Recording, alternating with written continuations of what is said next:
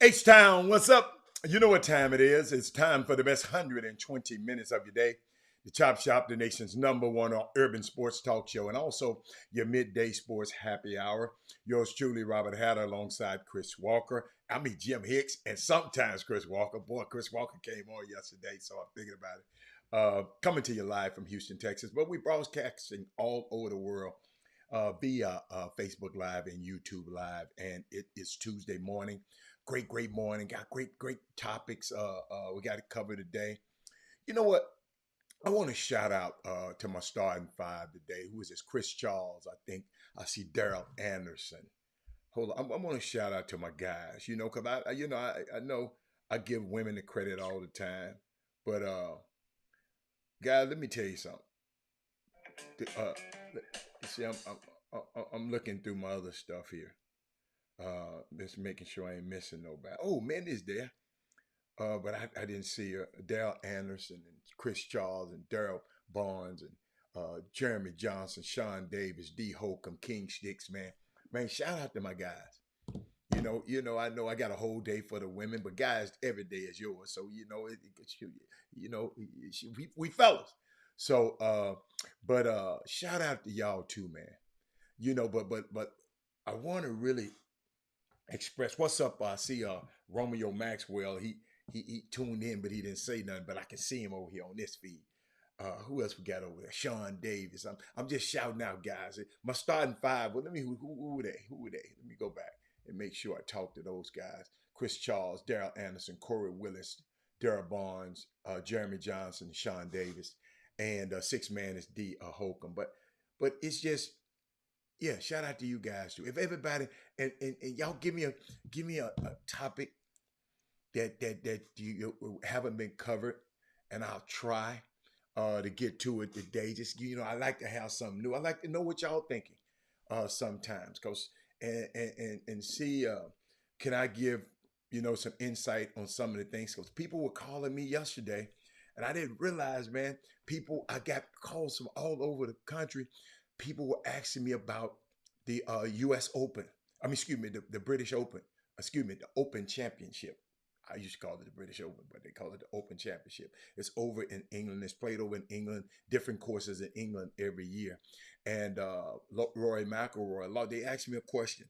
Did Rory lose it, or did Cameron Smith, did Rory choke, or did Cameron Smith just beat him? And I gave him my input. I think it was a little of both. And I won't get into it right now, but I just think it's a little both. On the final day, when the whole field is scoring low and you score 70 and everybody else is showing a 69, then yes, it had something to do with you. Because I can see if the course was hard and everybody was scoring 70. but you got to go a little bit lower. To people who don't listen to watch golf, start. Just some, just some extra. Um, but what else going on? So much stuff going on. Alex Costero, I'm almost strangle you. I can't wait to see you. But give me a time this evening. I need to talk to you about something. Barnes, I have a kid who wants to go in the sports agent world once he finished college. What advice would you give her? I have a kid. Uh, what advice? What advice? Learn while you're in college, young lady, how to deal with all kind of people. It's a people business. Being a sports agent, I ain't gonna tell you no lie. I got tired of the people, But after 30 years, I got tired of I love the players, love the players. It's the people around the players I kind of got tired of. So she got to be prepared for that, because if she coming in next, it's so many layers. It used to be a time I can walk into Thaddeus Moody's home and talk to Thaddeus Moody and his wife, and if they like me and the kid like me, it was on. But now I got to talk to the strength coach, the layup coach, the pivot coach, the every damn kind of coach. I mean, they got you got this guy, you got this. It's just too many layers you have to go through to get to the kid. I ain't gonna tell y'all, I just don't have the time. You remember I told you protecting your energy is not a crime? Sometimes you have to protect your energy. And I'm serious. I had got whether I didn't want to get on the plane and go to recruit. I didn't really want to go on the plane and go. I can't tell you everything because it's gonna be in my book. But I couldn't do it. I couldn't do it. I mean, and I know it's some kids that I know I should help. It's some kids right now that's doing some some ignorant stuff. And I'm just watching them. And I'm sitting there saying, because they got, yeah, who asked that question? Barnes, you can't talk about my passion because it's all about these young men and these young women who you have to guide their life. You got to tell your daughter, she can't kiss nobody's behind. Because if you kiss it now, you're going to have to kiss it later. People got to like you. You don't even have to, see, listen, in this days and time, people just got to like you. You don't have to be confident. You can be dumb as a box of rocks and people will let you represent them.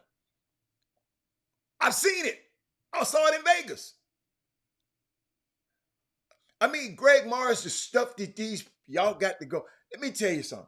And it's people that listen to this show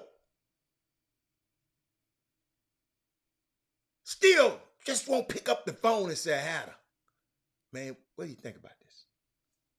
Just what do you think about it? I don't want you. Listen, I don't want to represent your son, but I can help you. I'm not going. Let me tell you something, man. I got a young fresh group. I ain't gonna tell you no lie. I've been in the talks. I got about a month ago, I almost put together a team because I see how underrepresented these guys. Like 30 years ago, I saw how underrepresented a couple of players were. And that's what made me get into business. But these players are still underrepresented. And these guys are getting so much power because they're the agent of these brilliant players. Listen to me, y'all. I want y'all to hear this. It ain't the freaking agent. It's the player. The player is what got the leverage, because I don't care how good I am as an agent. Brad Kimball, I can't get him drafted. Brad Kimball, I can't get him no contract. Ed Russell, I can't get him no contract. Greg Morris, I can't get him no contract. It's the player. But the player, if you're a world-class player, you better have some world-class people around you, son.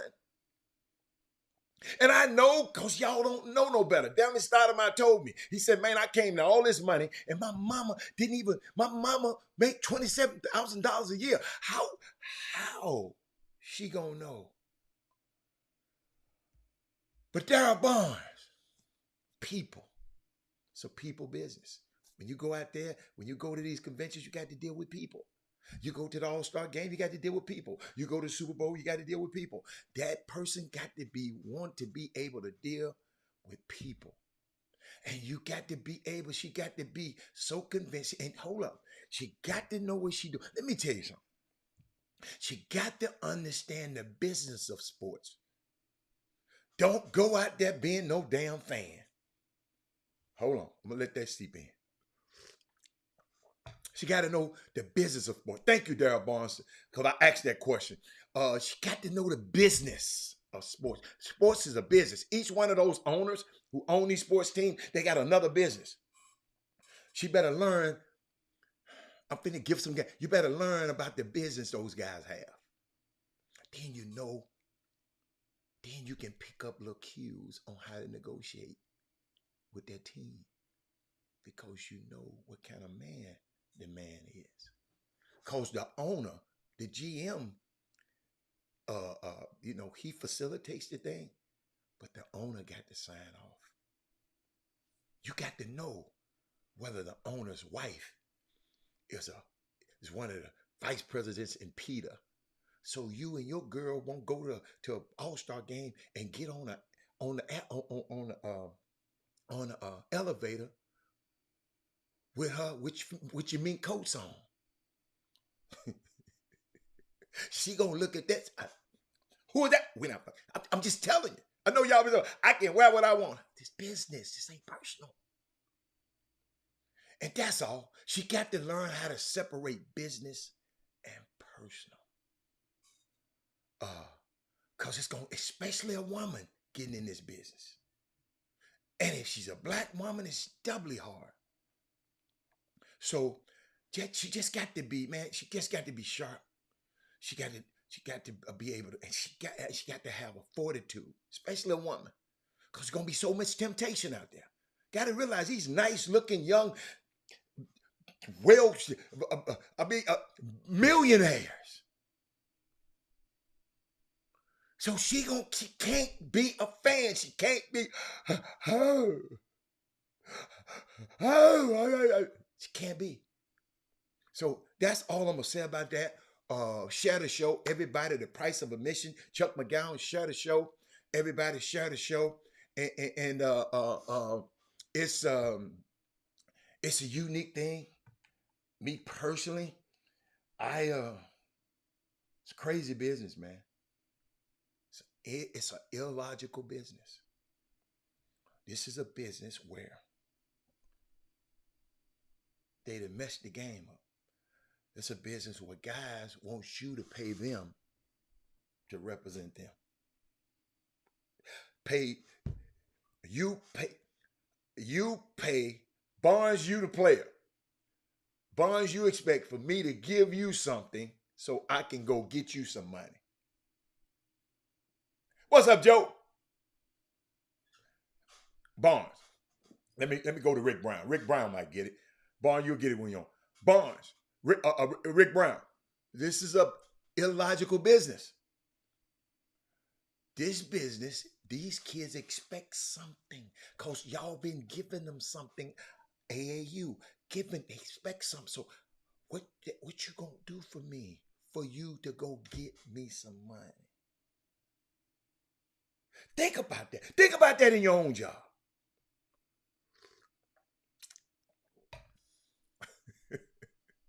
Rick Brown. Rick Brown. Let me tell you something. That's why I always, every year, have to make, well, because I had business out there, but I had to go to the All-Star game because I see all of these clowns. I mean, all these puppets out here. I just watch. I sit back. They don't even know I was watching them. I sit back just. I went way up to the top and just looked down. I went in the lobby. I'm watching the look. I'm sitting there saying, boy, these young kids don't understand. You have some people who walk by, that been on this show and walk by me and didn't even speak. I know they played like they didn't see. They've been on this show. Because maybe I said something about their son that I just tell the truth. See, Stephen A. Smith said it. I think it's something like this. I don't get paid to like the players. I get paid to report on the players.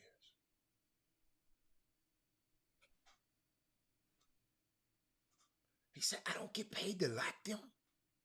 I get paid to report.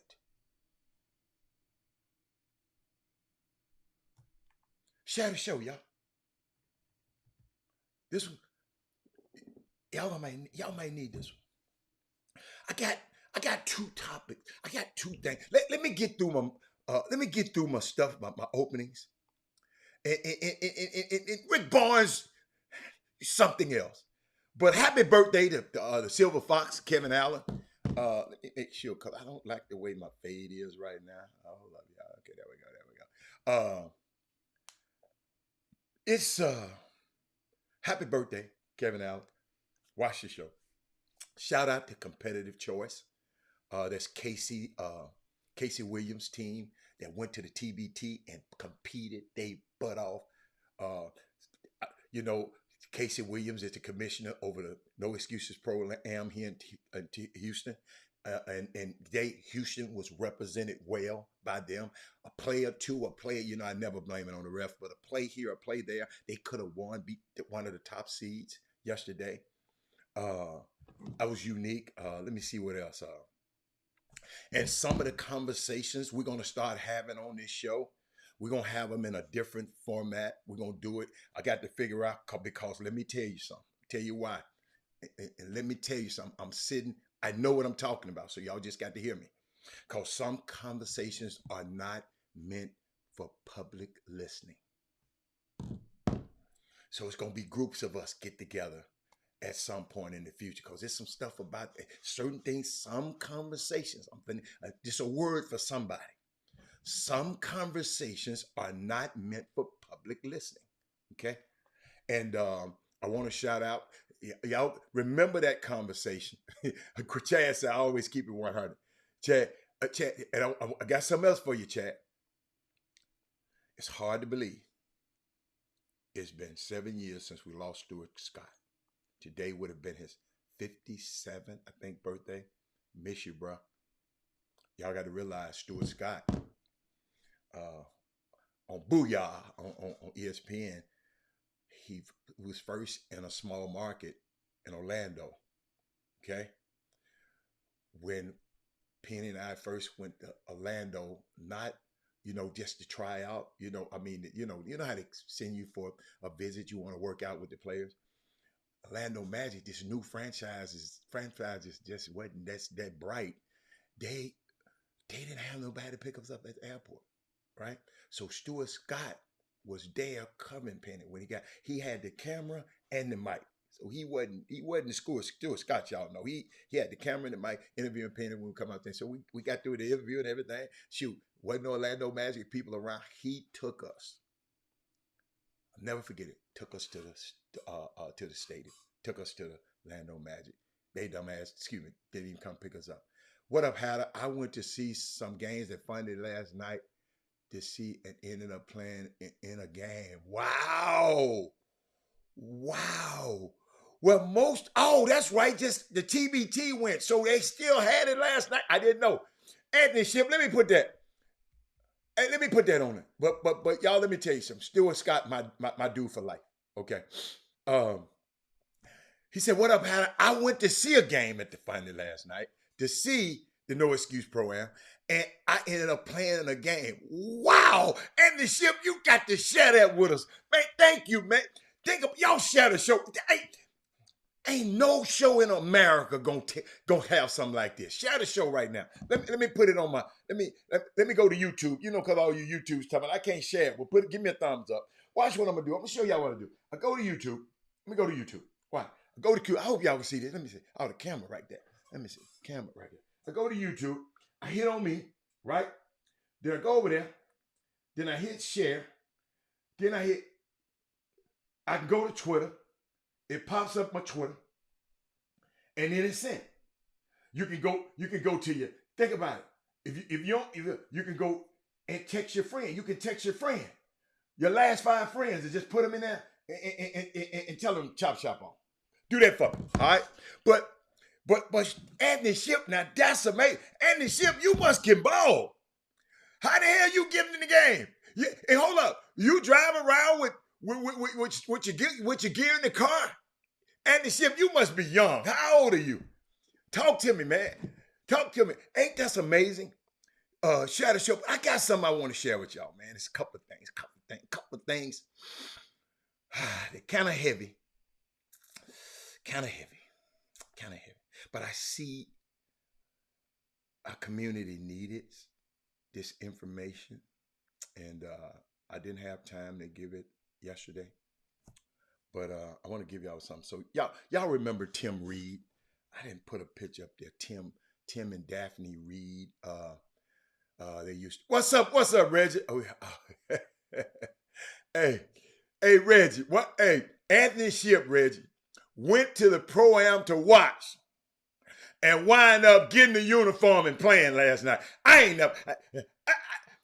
I probably heard of it, but I ain't really just heard of it. I can't wait to talk to Casey about that. So, but y'all remember Tim Reid?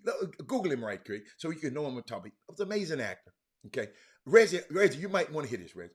Sister to Sister, Frank's Place, some of the other shows he was connected to, Simon and Simon, WKRP Cincinnati. He's a long time ago. This old dude, right? He has been nominated. He's been nominated for the NAACP Image Award twice for Best Actor in a Comedy. He was also a writer on the Richard Price Show. He was an Indiana, I think in Virginia. He was in Virginia last week, y'all. And I just want to share that, y'all, at the Nate Parker Summer Film Institute, which is an annual event. Nate Parker Film Institute. They got about 30 Black phenomenal students, film students, okay? Because one of your kids might want to be a film student. So tell me, one of your kids might want to be in film. So they might not want to be a professional basketball player. So guess what? Let them know about the Nate Parker Summer Film Institute, okay? Let them strive for that. Look that up, okay? And that was it's interesting in doing the work and building. They building new filmmakers. Yeah, they're building new filmmakers out here, right? So check this out. But filmmakers who can tell our stories that centers us and our needs, okay? All right? Because all films ain't, y'all seen them, ain't centered around us. Hold up. I'm going to footnote to Chad. Chad, I got you. I'm going to lock your thing in so I can come back to you. But this is powerful. But y'all got to remember the power of storytelling literally changed society. You know, that's all we do on here. We tell our point of view and our story. You know, everybody's a storyteller. But Tim Reid, doing his presentation, inspired me to share with y'all some of the things he said. Okay? Show you why it inspired me. Now, he's also an alumni of Norfolk State. That's where it was held at Norfolk State in Virginia. There's nothing like, and I keep telling y'all that, like having an elder who has lived and who has basically lived on their own terms, centering Black people at every time he felt it was necessary, and who have been able to be rewarded for it. Maybe not rewarded by the world, although he also was rewarded by the fact that by venturing out, creating his own studio, dude, he had his own studio way before Tyler Perry had a studio. one of the first black men to create his own film studio by launching. What's up, Ray Moore? By launching out in his own space and was able to not just tap into the power of stories, not just bridge the present to the past and create visions for the future. He was able to walk his own path on his own terms. That's very important, ladies and gentlemen. Some of us just, Reggie walking his own path on his own terms. Chad Grove walking his own. Chuck McGowan, I hope you're walking your own path on your own terms. This is very important. But he said something to these students, y'all, and he was quoting George Orwell. Okay, I had to give you all that background to bring you to this point. Okay, he quoted George Orwell, and he said in his quote, he was asking the students, the film students, right? Kim said, "What is your purpose?" Kim, what is your purpose? Anthony Ship, what is your purpose? Chad Grove, what is your purpose? Ray Moore, what is your purpose? Reginald Anderson, what is your purpose? Chuck McGowan, this man was asking these students, what is your purpose? Yeah, you want to make films. Yeah, you want to have a summer basketball team. Yeah, you want to tell stories. Yeah, you want to do this. Yeah, you want the chop shop. But why? Why? Why? Ray Moore, Kim wants some bomb places to eat in Memphis. Put some on the board for her. Why do you want to make films? Jeremy Johnson, why do you want to do what you do? Let me go back up. In Mindy Collins, why are you doing what you want to do? What you doing? Okay. Who else? Greg Morris, why? Anthony Ship, why? Why? We got a Gus Fried Chicken already here. We got a Houston's. Okay, we ain't got that other stuff, Ray. Give us some more. We got all that already. Why do you want to tell stories? Anthony Ship, why did you want to go play in that game last night? Think about it. Why do you want to be in front and behind the camera? He was asking these kids, y'all, what is your purpose? And Russell, this is not just a question for the students. Y'all, when I'm listening, when I think about the chop shop, what is the purpose for all of us? I keep telling y'all we got to do something great. And he quotes George Orwell, y'all. And what he said in the quote, check this out. The most effective way to destroy a people is to deny and obliterate their own understanding of their history.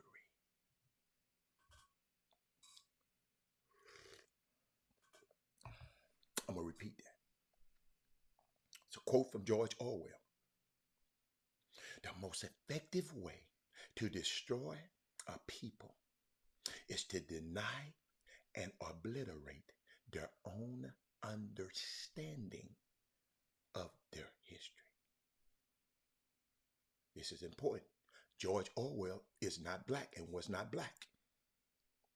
So he was talking about all people. But he understood something that is a universal truth. The most effective way, and you can use this if you want to, the most effective way to, in your sermons, the most effective way to destroy people is to deny and obliterate their own understanding of their history. I know some of y'all are saying, Robert, why are you bringing this up, Robert? Why? Here's why. Here's why. I got you, Chuck. Here's why. It is time, y'all, we are now in a moment, okay? This second half of this year leading into this election, sort of recalibrating what it means to be American, to have a sense of America. We have a lot of forces dragging us back to the 1700s as powerfully as they can, the 1800s at best. It's so important that we today speak not just truth to power, speak loudly, boldly, and at every moment use our history as a centering, anchoring point. It's the most effective way. Check this out. If the most effective way to destroy people is to deny and obliterate their own understanding of their history, then I think the most effective way of repairing a people is to use that history, teach that history, talk that history, and use it as a device that you are able to carve out a future for you and your people.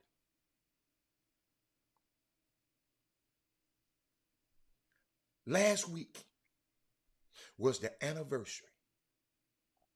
Anthony Ship, last week was the anniversary of the day that the first white citizens councils were formed to oppose school integration in 1954. Last week. It is so vital that we get it down into the nitty gritty of who we are. There are people that are dead set and are holding this racial hierarchy. That's why I don't have time for bull crap on here and all that talking negative against each other. Y'all already got somebody trying to bust both of y'all upside the head. So why y'all talking about his event ain't this, his event ain't this, ain't no coach at this event. Now y'all understand. See, I'm giving y'all a piece of me so y'all can understand why I ain't got time for that, y'all. We're gonna have fun, but I'm gonna uplift Ray Moore. I'm gonna uplift Chuck McGowan. I'm gonna uplift Anthony Ship. I'm gonna uplift Sonia Billingsley. And these people are using all of their power to basically block us from learning anything. What? The dude come out of the Virginia election talking about, I voted against that CRT. And the reporter asked him, what is CRT? I don't know. I just voted against it.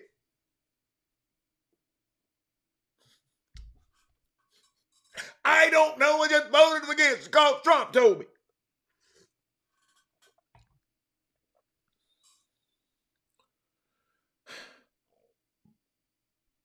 It is so important, y'all. Listen to me. It is so important that we double and triple down on being black. That's why I ain't gonna let you talk about Young Yuri too bad. I know he got his ways, but he's necessary. If y'all know my history, I ain't gonna let nobody come up here and tear nobody down on this show.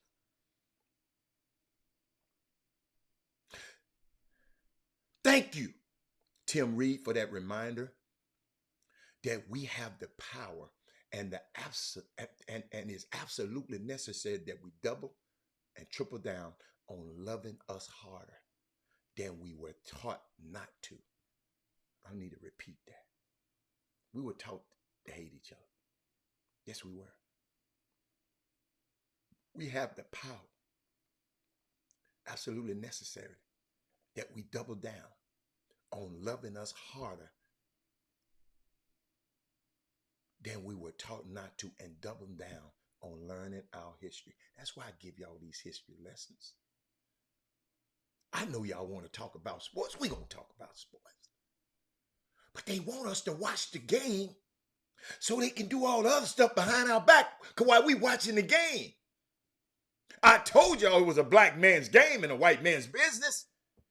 Y'all be so, Robert, that's hard. I got right friends. Okay. If they're your friends, they understand. Take a deep dive in our history, y'all. Jeremy, let's take a deep dive. Jeremy, remember I said we might need to just let this summer basketball and all this mess that's going around it, just let it just burn and build something new. Particularly, check this out, the era that caused us the most pain and we often ignore.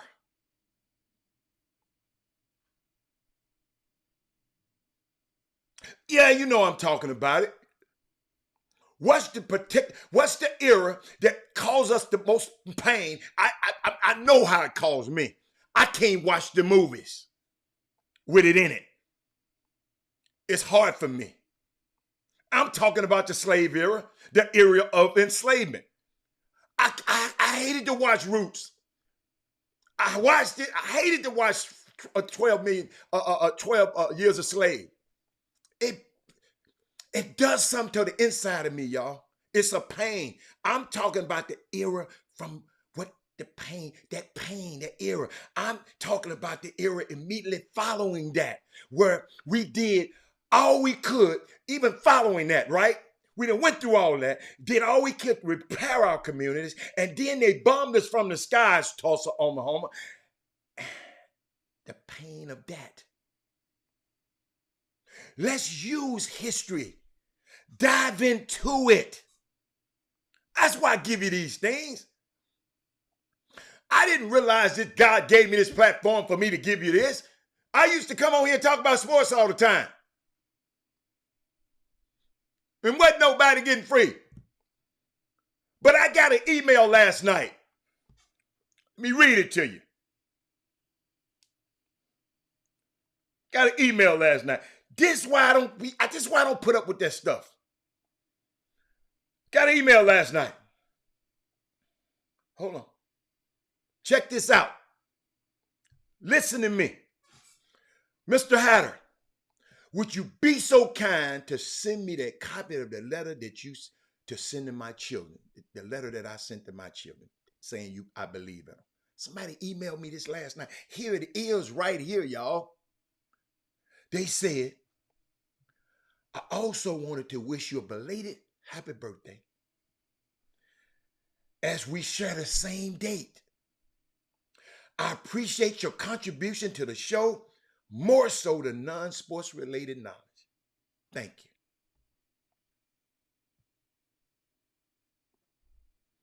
you. Ain't nobody never emailed me talking about some damn sports. Y'all, we're touching people's lives on this show. And I love sports, and I'm going to talk about something. Boy, you know I got something to talk about. But do y'all think that's what fuels?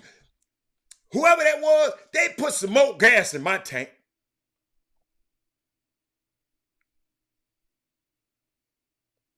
Not that we want to be stuck in the past, but because reconnecting with the past is going to be one of the most powerful keys of building our future. This is not just for Black people. This is a universal truth. Listen to these words again. The most effective way to destroy a people, says George Orwell, is to deny and obliterate their own understanding of their history.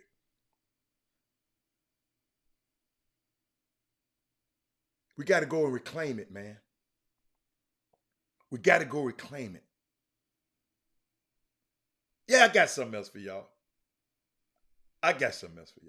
Shout out to these young men. I'm going to give you a little sports and then I'm going to pop you upside the head again. Hold on. I got it somewhere. Let me share something with y'all. Ed, I got something else, Ed. I got something else more powerful, just as powerful. I'm going to give y'all some stuff from Tim Reid. Tim Reid was there for a whole week.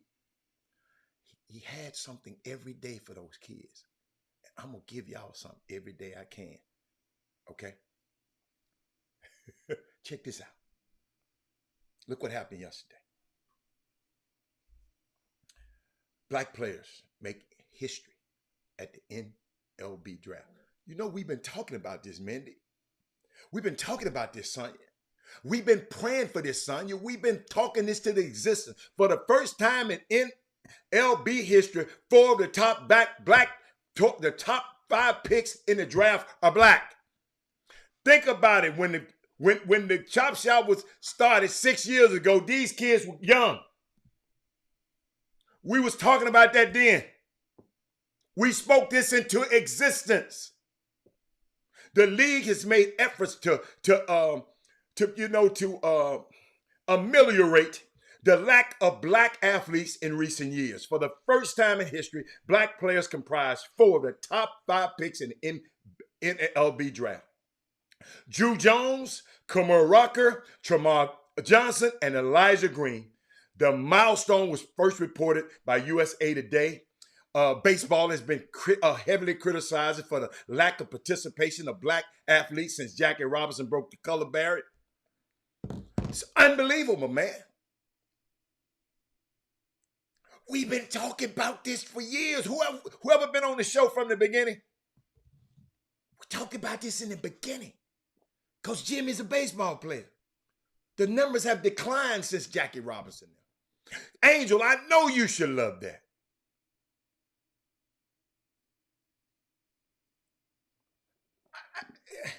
I had to do it. Had to do it. Yes, all American. Yes, Americans. These Americans. Blacks. Yes, yes, good one. Yes. Absolutely. And baseball got some things that they doing, you know. But we got to get our kids to like baseball. Listen, I went and bought my son everything baseball. That man, I'm going to tell it on. Yo, share the show. Oh my, man, I hate giving this kind of stuff and the show ain't been shared. I ain't going on. I'm going to take a break. I'm going to take a break. I'm going to let y'all get to y'all senses. Don't get on here without sharing the show, man. For real. Come on, that's disrespectful. No, let's not do that. Let me find some. Let me find. Chop Shop, we'll be back.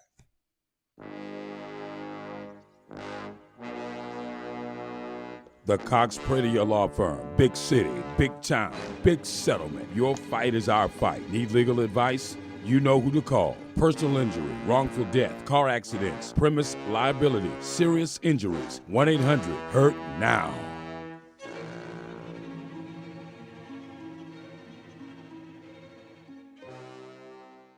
Welcome back. Share the show, man. Come on, y'all. We're playing around today.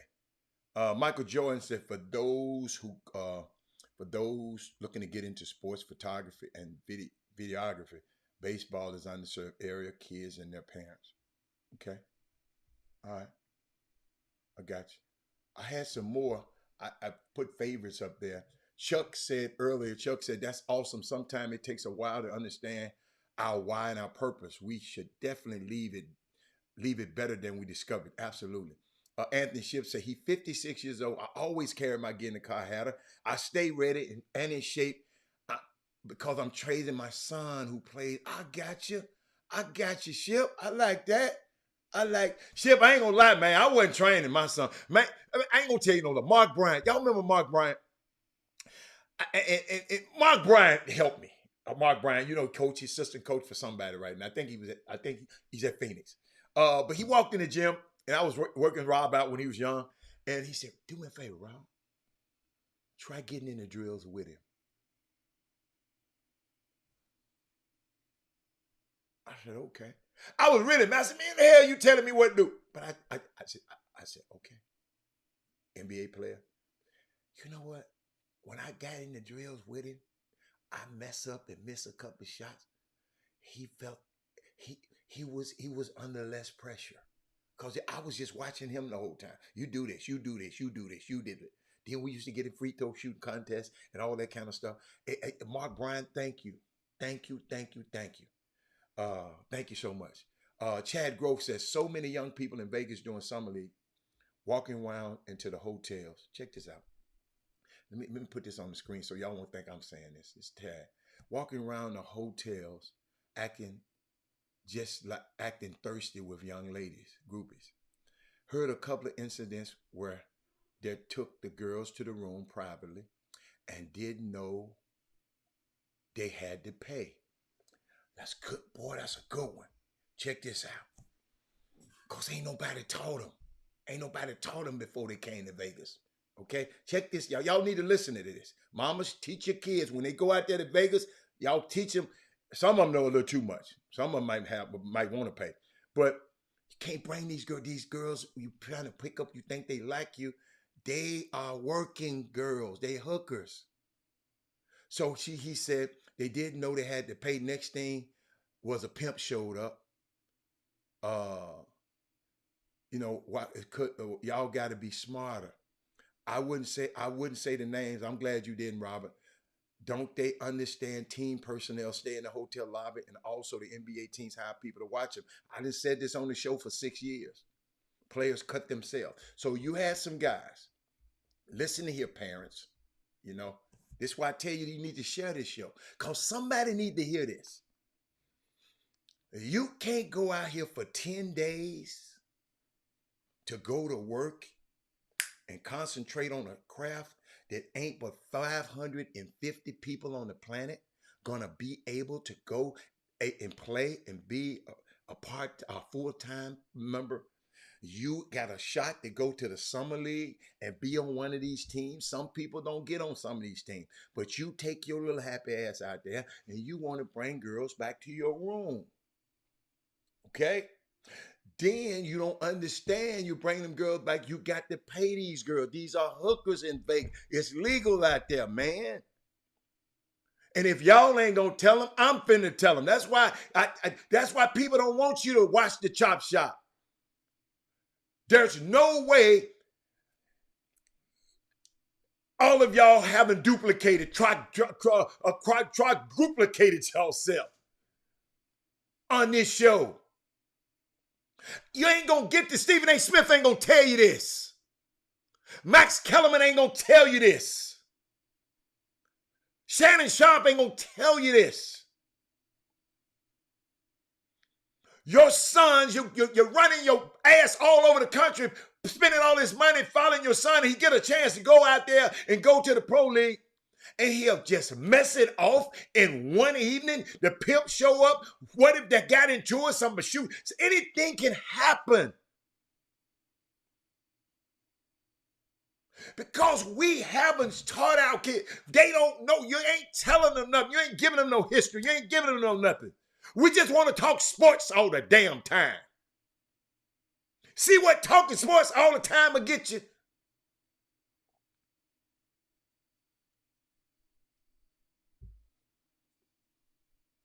This breaks my heart.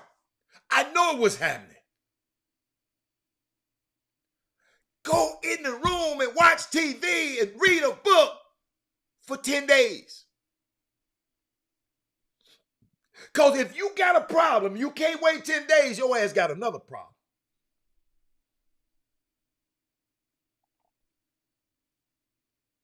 I told y'all, the NBA bring 2,000 people from New York and supplant them into Vegas.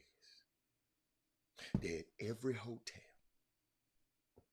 Even downtown, if you think you're slick, you're going to slick and go downtown to the Golden Nugget. They're in there.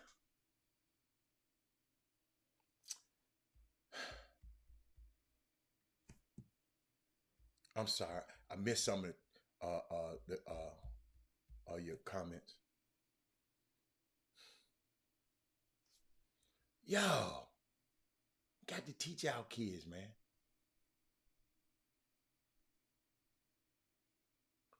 Come on, man.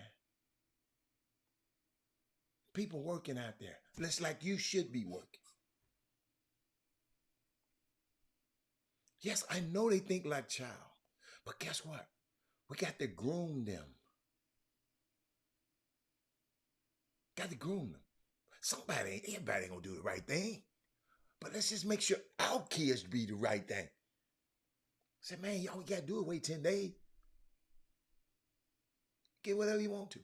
You make one of them teams, you make one of them damn teams, you ain't got to worry about no girls no more, bro. I'm gonna repeat that. If you're worried about getting a girl, you make one of them teams right there, you ain't got to never worry about getting no woman. I'm just keeping it real. See what else I had to talk to you about. That was a good one. Who brought that up? Chad, thank you, baby. See that? See when y'all bring up stuff, I'm going to talk about it. Had NBA scouts were able to come out at the Peach Jam today. I saw them talking about a couple of kids. Somebody was just telling me about Anthony Davis. We talking about Russell Westbrook. Somebody sent me this. Robert, we always talk about Russell. He said, have anybody said anything about Anthony Davis? He said, always falling down all the time. He had 40 games this year, 36 games the year before. Westbrook played in 78 games. Shit, Westbrook played in more games than him in one season. And people don't value that. Now, Russ didn't have a great year. Don't get me wrong. Shout out to Deion Sanders. Coach Prime is living a great, great life. He has all his children. He's working around him. And there. And he did something the other day I want to share with y'all. I'm trying to get it on the screen for you. Tell you this show gonna be crazy today, man. I got some stuff for you. Check this out. So, here's what I think you're gonna need to do, which means we're doing this. Okay. I think we need to donate. What? Donate. We've been donate. Donate more. I think you're gonna have to give up some of your salary to do this. We ain't filming this over. So this is on camera? So we're gonna give up some of my salary to get this Well, done. don't forget, part of your salary is part of my salary. Right. So this is a team. I think we give up a quarter of your salary to finish this up. A quarter. 20% is my profit, Tango. I give you that. What do I got left? Nothing. Right? 20% puts me out of business, and every somebody you know out of business. There's legitimate ways of doing things, Tango, and then there's this way, not even bumping. I know how much all this costs now. You do know. Well, you're the one on the ground with this. You've taken this over. You're the GC. We've got what? The wiring, the new rooms, the walls, electronics. How's our Wi-Fi? Excuse me. This is your legacy we're talking about. You make it back. We're gonna make it back. You gotta make it back. I'm gonna make it back. You gotta make it back. Do we always make it back? We always make it back. Okay. We're good with that. All right. How much? How much? Quarter of your salary. Quarter? Quarter. You sure? What do you think? Is that enough? A little more than that. A little more? I put more than that on it. I put more than that on it. To get this done for these kids. To get this done for these kids. Now you got me hyped, man. Let's go. I put more than that on it. I put half on it. Half your salary? I put half on it to get this done. My job. I put half on it to get this done. If you don't believe me, check me. Check me. I will send you the receipts. It doesn't end with you. We gotta get this done. That's beautiful. Because this is gonna be a nice game room and all that, but we gotta get this done. Because when we come back to camp, I want to be in here. Okay. We got to get everybody rolling. Double time, We got overtime, that. I got that. prime time. I got that. Half, you heard it, half his salary. No, I got to make it back. That's right. I'm talking about. Did y'all see that? People talking about prime this and prime this and prime this and prime this. Did y'all see that? That man said, I want this bill. I ain't got time to wait on the university. I give half of my salary.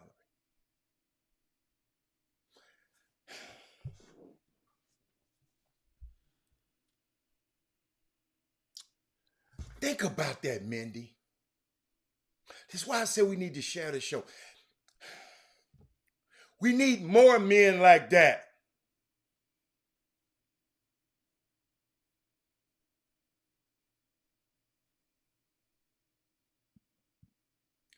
Mindy, that's why I love you so much. Because I'm not finna get Eric Bowens just like that, man. Mindy, like y'all tell me, don't waste your energy with him. Why he wearing a hat? Because he can. Sean Davis said change is a must. I'm going to keep going down. Y'all got to realize, man, I got to shout out to that man. Got this from Peach Jam. And the only reason I played this because these people was the only ones smart enough to send me this information. Now, when they start playing the music, I'm going to shut it down now. I'm going to just let you hear the video. But Gary Carter, Extra Eyes Media sent me this, a little mix from the Peace Jam. Fellas, there's food downstairs too. I'm hungry. What's up, man, folks? How you doing? We want to make those passes tough. Don't let them move the ball either.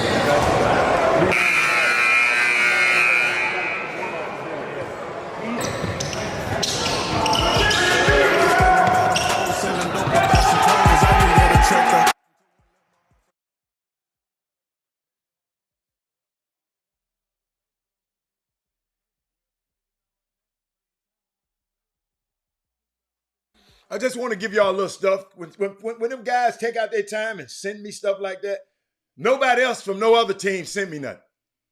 Okay? So when a guy like that do that, I'm gonna have you like what he did, so may say. Y'all listen to this. You like what he did? Some may say he was capping. What is capping? Eric. What is capping? He said that Diddy send him see, you seem to know a lot about what Deion Sanders. Do y'all know when people say they gonna send you something? They send it to you when they ready. They ain't send it to you right then. I don't even talk. Eric. Stupid. Eric. Come on. I'm just gonna go past you. See, that go Marcus Carroll. This is what y'all call. Martin Luther King said two of the most dangerous things in the world. I'm gonna put this up. Two of the most dangerous things in the world.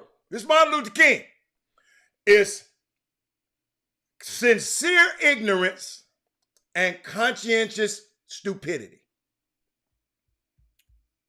I don't know which one this is.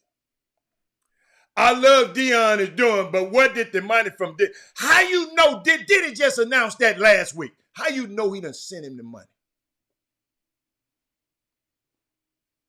No, I got to explain because evidently these two guys didn't get the memo. See, this our problem, Greg said, don't waste your time explaining. Greg, they need to be educated. They might just not know. These guys might not know. They worry about what did it. How much money have y'all black ass sent down there to Deion? How much have y'all sent? You two. How many of y'all sent a quarter? Shut the hell up if you haven't. That's all. This is our problem, y'all, right there. Right there. You didn't ask a question.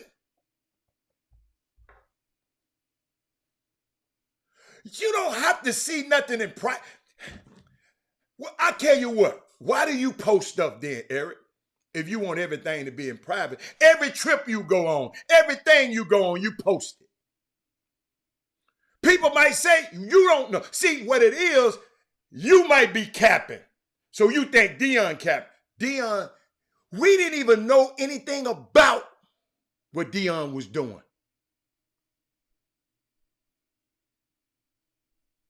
We need to know what he's doing. I ain't getting hard at bar. I just get side of six. Two of the most, listen to me, Eric, read my lips. Two of the most dangerous things in the world is sincere ignorance and conscientious stupidity. It's too dangerous. It's dangerous. You ain't gave nothing. Why you worry about it? Ain't gave a plug nickel. We ain't got to do nothing. You need to support TSU. And I bet you're going to put it all over the thing. But girl, you know what? Him saying that made me remember something, y'all. The other day.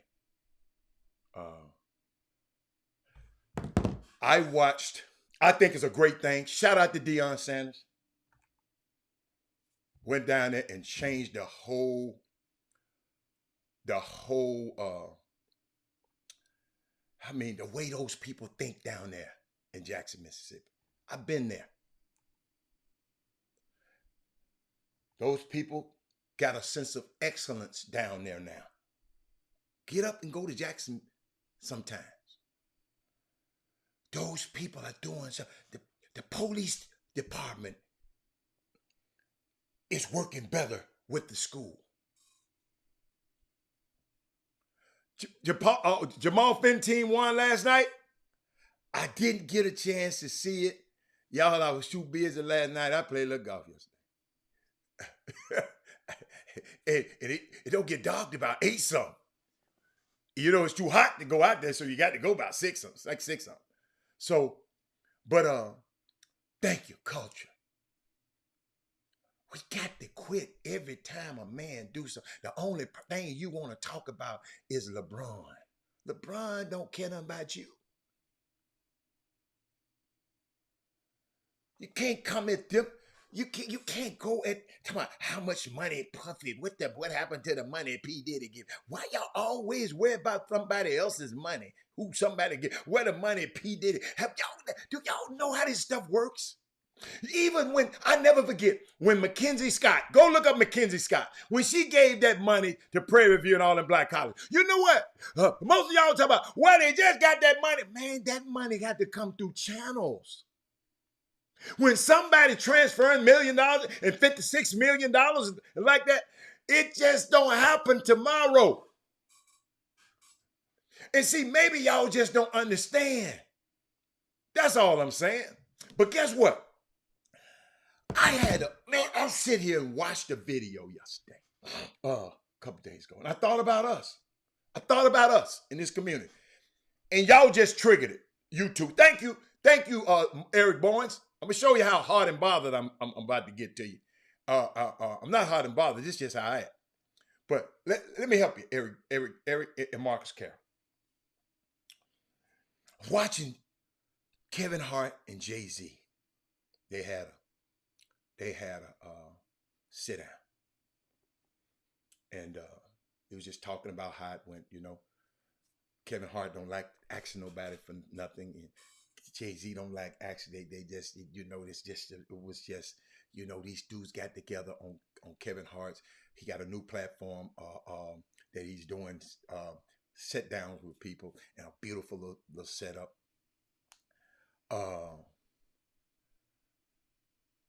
It was refreshing seeing two grown black men talk like this. See, when I've been here and watching this is why I have low tolerance for stuff like that. We got to quit talking like that, Eric and Marcus. You can make all the explanations you want. We got to quit talking like that. You ain't worried about what Nick Saban, somebody that gave Nick Saban, or somebody that gave U of H. We just got to stop. I can't play that video. Some videos, y'all got to realize I can't play over because it's already been on YouTube and it's been monetized on YouTube. I can't play it live.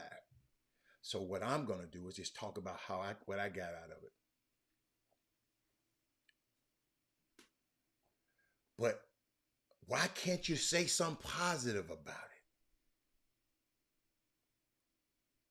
You always have to go, what happened to the money Diddy gave him? Ain't nobody asking, you know, come on. It's refreshing to see two grown men talk about therapy. Pulling the audience in and educating at the same time. I salute to those two gentlemen.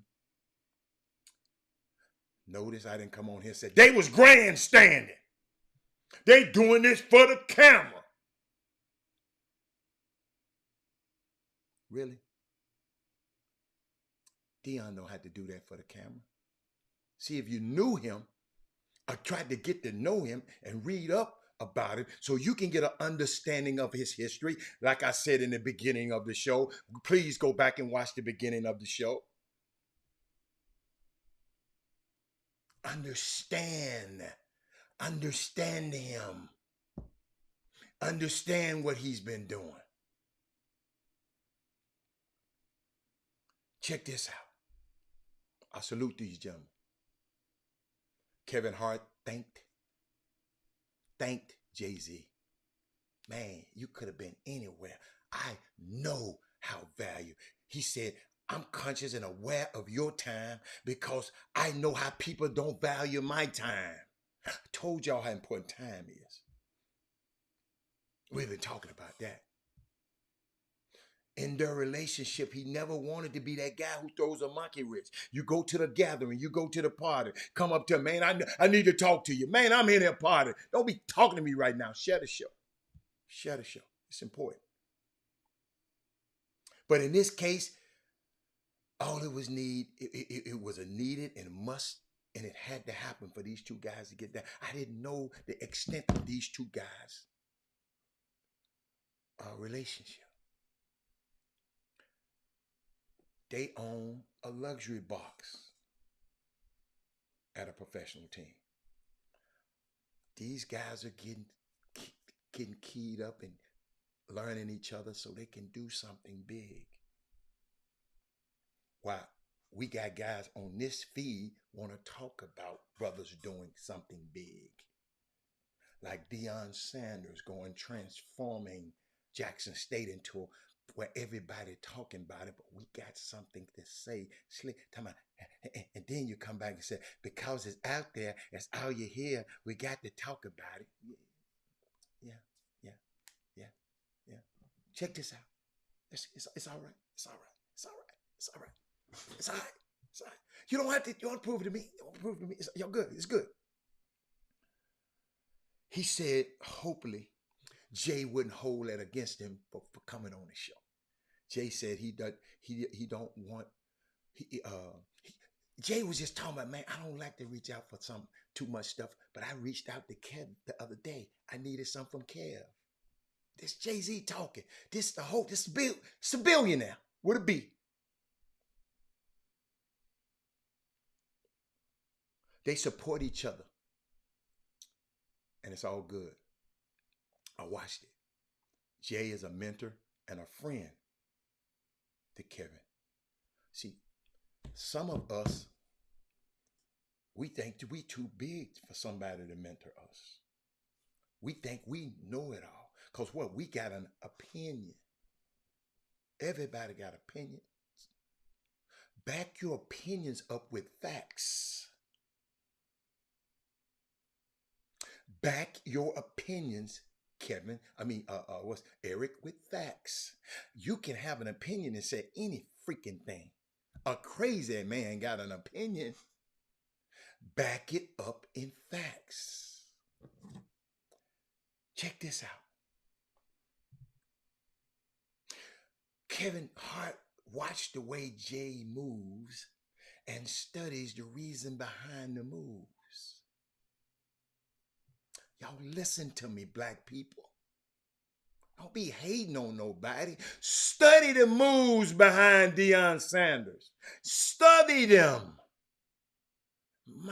You might be able to do something and use at TSU. Instead of hating on him, study him. And see how you can use your influence to help, since you want to TSU. Y'all know I'm going to bring it home. That's why we need to share the show.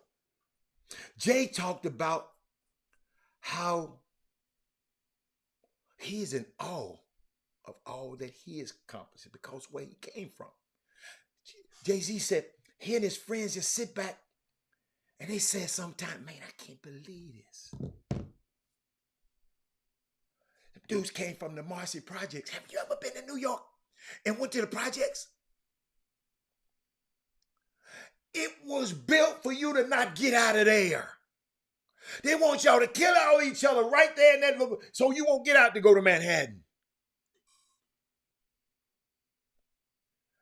It was built to keep y'all in there so y'all won't buy none of those buildings that Jay-Z done bought. It was built so you won't buy the paintings and stuff that Jay-Z done bought.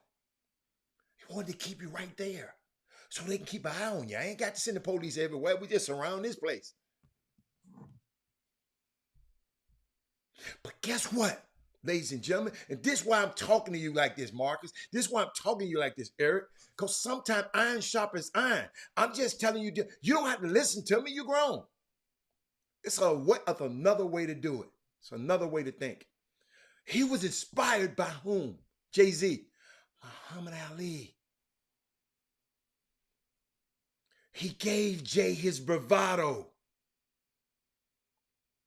He gave him his bravado. I don't know what day the show come on.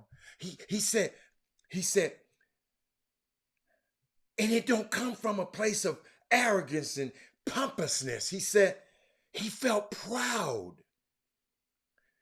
in a time when we used to be called ugly, y'all. Y'all see, y'all young. But back then we used to be called ugly. Muhammad Ali said, I'm so pretty, I'm the greatest. People paid to see him lose.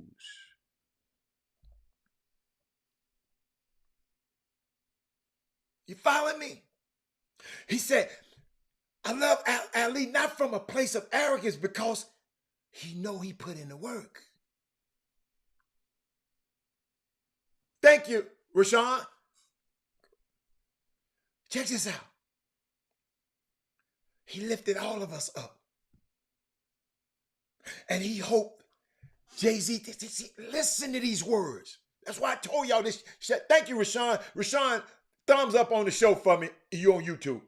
But your friends need to hear this. And he hoped at the end of his journey, Jay-Z, at the end of my journey, he wanted to represent as well.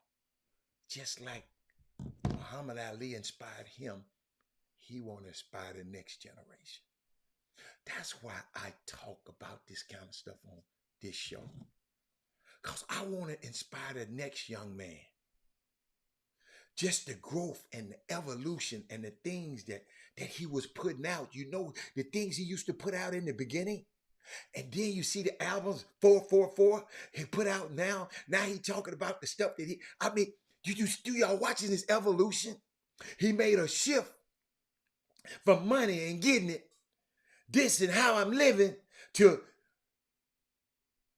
what the people need and open our eyes. He shifted. That's what I'm shifting from, Eric and Marcus. I'm shifting from us always talking negative about each other. I put a video up there about Deion Sanders, and only thing you can get out of that is, man, he just doing it for the camera. What happened to the money Puffy gave him? Instead of saying, how can I be a part of this? What we need to understand is where the opportunities are. This is what Jay-Z was saying. He said, when you look back on Reasonable Doubt,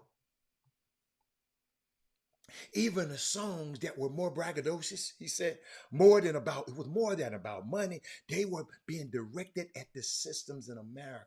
Like, you put us in these situations and you handcuffed us in the Marcy projects, and we still made a way.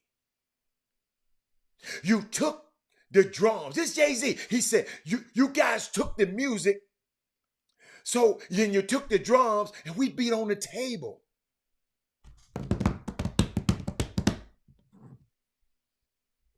He said, you made blackface and we created soul music. You gave us scraps and we made soul food. That's what kind of people we are. That's why I don't want us talking negative about each other. Everything that was represented to us, we made a way. Everything that was presented to us, we made a way. He transitioned. It happened. With more information he got, that's all I'm doing is giving you information. And it's vetted information. Eric, I'm an opinion-based guy, but I base it with facts. I back it up with facts. If I come on you and tell you LeBron is this kind of player, I'm going to come with facts and tell you. I'm not finna come out of this like LeBron. I'm going to tell you this why I think he is. Like somebody asked me a question. Eric, I want you, because they know I love golf. They asked me a question yesterday. They said, Robert Hatter, check this out. And these two white guys. Robert Hatter, did Rory McIlroy choke or did Cameron Smith win the golf tournament? Big golf tournament, major golf tournament. Rory was leading. And I said, you know what? Yes and no. Get what I could have said, Eric Barnes. He choked. You know, like most people. He choked. But what I said, yes and no. I said, Cameron Smith didn't miss a putt down the stretch. But on this particular day, Rory McIlroy, all the guys on the leaderboard shot 60 or under. They went low. If you know anything about golf, you shot 70. If you shoot 70 on the last important day, when Tiger used to wear the red and kill everybody, you shoot 70 on the last day, you got a chance of somebody catching you up and beating you if they scoring 60. So I said yes and no, because he should have been. If everybody else in his groups is scoring 60 or less, baby boy, you can't score 70, you're going to lose. I didn't say he choked. I could have said that. But all I'm trying to get us to understand, when I put something on the thing like that, I've carefully vetted, because I know one of Primetime's confidence. So I know what he's doing down there. That's why I put it up on the screen. I know what he's doing. Putting his own money. He didn't use Puffy's money. And y'all didn't even click in y'all mind.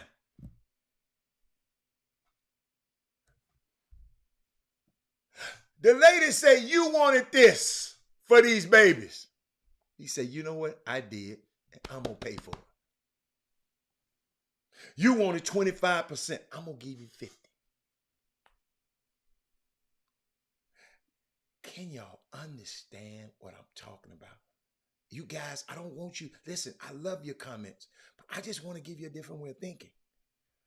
Roshan Cato said, for the basketball community perspective, how do we as a city explore those same thoughts and ideas? Man, I finally found a dude after my own heart.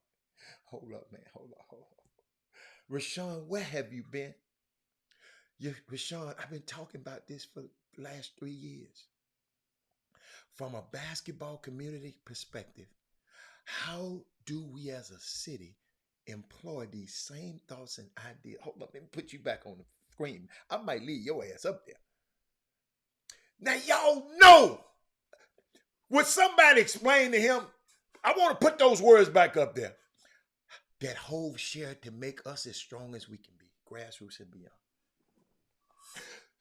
Listen, somebody Mr. Cato, I don't know how long you've been there, but man, I've been trying to communicate to that community, and the community fight back on me. They side with the people who are oppressing them. And because I'm saying we need to fight back and do something different and bring a new model. And see, and I don't mean, Rashawn, just go do another sorry-ass tournament down the street. No, that's not changing the model. And Rashawn, the other day, I gave him the analogy of the Apple, the iPhone, the smartphone. It made us not want the dumb phone no more. We rendered the dumb phone obsolete. We need to render some of these people in summer basketball obsolete. Because guess what? You remember we used to walk around the house with the phone, a long cord, and go from everywhere in the damn house? Now we can go anywhere in the world with the phone. It rendered that phone obsolete. but they had a better product. You can't come and tell me, well, I'm gonna give a tournament over here, and you doing the same damn things he doing out and worse. You follow me? But thank you, Rashawn. Man, I thank you, man. Because that's what I've been talking about all the time. And I got a guest finna come on, Rashawn. Rashawn, you couldn't pick the better time. Because I got my dude, C-Walk, that came on. He over there getting his makeup on. I got him in the green room, y'all. But Rashawn, man, I got to remember your name. I got somebody screenshot Rashawn right there and send it to me. Somebody please do that for me. Rashawn Cato, thank you, man. Hit the thumbs up on that YouTube thing. Hit the thumbs up. Here we go. What's up, Walt? What's up, baby? What's the deal? Walt, I'm sitting here listening. I was thinking about you, and I didn't know you was going to come on today because you be coming on late. You must have something to do early. I know you be over there working out man, y'all, he trying to get in one of them Smedium. You know, he trying to get in a Smedium right now. You know, he trying to, boy, he want to be the most fit announcer on TV next year. And guess what? I'm so proud of you, man. But I was taking him to a walk, Chris. Chris, I saw the interview. I don't know if you've seen it between Jay-Z and Kevin Hart. And who? Kevin Hart. Kevin Hart.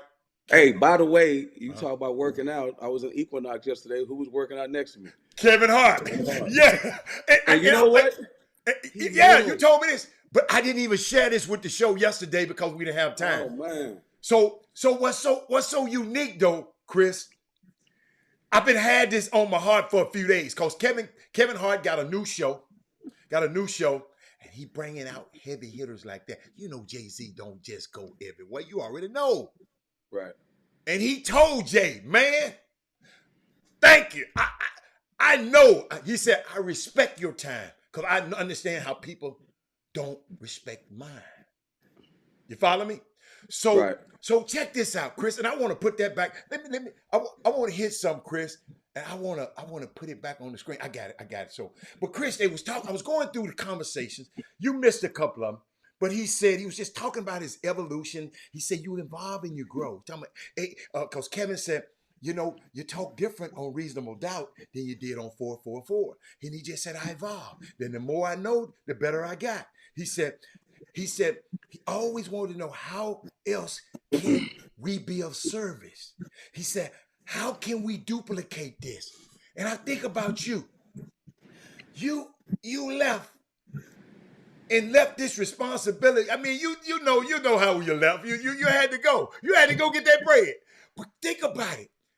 You were smart. I don't know if you was. But listen, tell everybody the truth. I strategically put you in place because I used to beg. I already knew what I was doing months before it happened. I said, man, you got to come over here, man, and keep coming. You first used to come on. You didn't say a word, and you just sat there. And then I was like, man, I'm not gonna be there. I said, man, I can't do that. Then next thing you know, look what's happening now. It's just like Kevin Hart just said. You evolved, Chris. Please explain to the people I scared. You remember I used to get there early, you know, because everybody know me, I get there early. And they weren't there, and the show was started. I was saying, wait, man, y'all better get in right in there and just like, chop. And Chris just walk in the car. But you were not. So what I did, y'all, I studied him. Hold up. This is what Kevin Hart said about Jay-Z. I studied Chris moves. I sit there and went home and played the show again and said, how is this dude is so freaking comfortable on this air? And I'm over here sweating bullets. Chris, I'm leaving this. You ain't sweating no more. I know that. You was a hater. Hey, but Chris, sweating no more. He talked about all of the information that he has gathered over the time. He said he is what he is now. He said, but he was talking about information, man. He said, here is the information. When he was talking about Rihanna and bringing Rihanna and Kanye, the Rock Nation. He said, look, I done went and got all this information for y'all. Okay? I'm giving you an infrastructure that works here. I done studied the whole industry. You can concede and surpass what I've done. Rihanna is a billionaire now. Think about these guys who he brought up on his thing. Kanye billionaire times 5, yeah. Yes. So, and I'm sitting there thinking about, I wasn't thinking about it until I'm listening to him. He said, let's give them the roadmap. Chris, that's what we be doing on this show. But you know the deal? Like, people got to want, it's like church. You know what I tell people? I've written 2 books. I'm writing my 3rd book right now called The W Attitude. And listen, hold up, but let me tell you something. It doesn't matter how good the book is. I don't care who wrote it, from Tony Robbins to Malcolm Gladwell. It doesn't matter. You know what the bottom line is when you're ready to receive it. That's all that matters. Wow. You're only gonna learn when you're ready to receive. So when Jay-Z brings those people in, if they think they know everything, I know with Snoop Dogg, I remember Snoop Dogg saying, listen, man, all these dudes mad at me. I done gave every single dude a chance. I rapped on their albums. I brought them on my label. It's not my fault that it just didn't pop for y'all. I didn't try to give everybody in the hood a chance. It just didn't work for y'all. I gave you a chance though. You know? And you look at things like NWA. I was watching something on TV, man. It stirred me up about W.E.B. Du Bois, right? Oh my God. And the Talented 10th. Yes. And so this is my thing with guys like Jay-Z. He says the Talented 10th was bougie. It was the new Negro movement. People could just do your work, homework. It says the new Negro movement. We need some new Negroes that are educated and think differently to pull the other Negroes along. Right. Where you coming from? Right. The Talented 10th. There's the 10% of us need to drag the other 90% along. I know that sounds crazy. That's because you couldn't read and write back then. So those Right. guys, they took value in learning how to read and write. Because they thought that was the only way. If you didn't know if you couldn't read and write, you didn't know the laws. If you didn't know the laws, you couldn't change everything. If you didn't know finance, you couldn't change everything. Absolutely. Talented 10. But listen, he was so bougie, it was crazy. Oh yeah, they didn't like him either. Hold on, Chris, they didn't like him either. But keep going. No, they didn't. Yeah. Slept in a 3-piece suit. I mean, just a dude on another level. Right. You know? But at the same time, when you reflect on it, because there's always 2 sides to a coin, you reflect on it and you look at who is the W.E.B. Du Bois of today. Wow. Who is the dude that's that outlier saying, listen, man, y'all can chase basketballs all y'all want. Wow. See, because when I'm starting to study as I'm writing this book about W attitude, is why we think the way we think. And it went back to the menstrual. Remember we had the menstrual times? Yes. Right? And it had a blackface. Yes. And I learned so much stuff about blackface. It was unbelievable the way that was used to fundraise. Like, it was a part of the culture to blackface us. Yes. Right? Until and we blackface them. Hold up. Blackface them. Blackface them. Yeah. But first they did it to us. Yeah. And then I forget the 2 artists that came along, and then they did it to make fun of it. But here's the conundrum, the 2 consciousnesses of America that we live in. Here's the conundrum. The conundrum is, back then, and I want to see if people can make a parallel to now, and we can talk about sports. Okay. Back then, and I make the correlation to black coaches. Okay. When you're a black coach and you're an assistant coach working for a guy of the other hue, it doesn't mean he's a bad guy. I mean, it's what it is. Yeah. You got a great job, golden handcuffs. They pay you hundreds of thousands of dollars. And then you got another guy in the same league that's a head coach that's black. And that coach is saying, guess what part of his spiel is? Man, you should want to come play for somebody that look like you. That's part of it. That's his advantage. Right. Now you got that same coach that's a black coach working for the white guy saying, man, you ain't got to do that. That ain't got to be the most important thing. That shouldn't factor into your decision. Because you trying to get a player to help your situation so you can make more money. Right. Right. So back in the day, you had dudes that the only job they would give you was stepping fetching. Absolutely. That's all you could get was mammy. Yes. Entertain me. That's all you can get. So those people, art was the only way that we could find our way in. You Absolutely. dig where I'm coming from? Yes. Because we wanted to be on TV. Yes. Everybody raised their hand and say when they saw a black person, first time they saw a black person on TV, well, oh my man, they let black people, oh wow.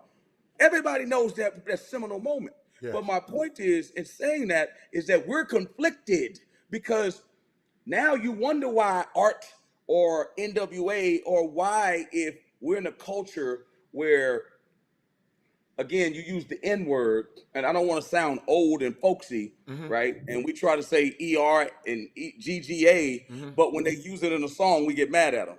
The same songs that we make millions of dollars off of.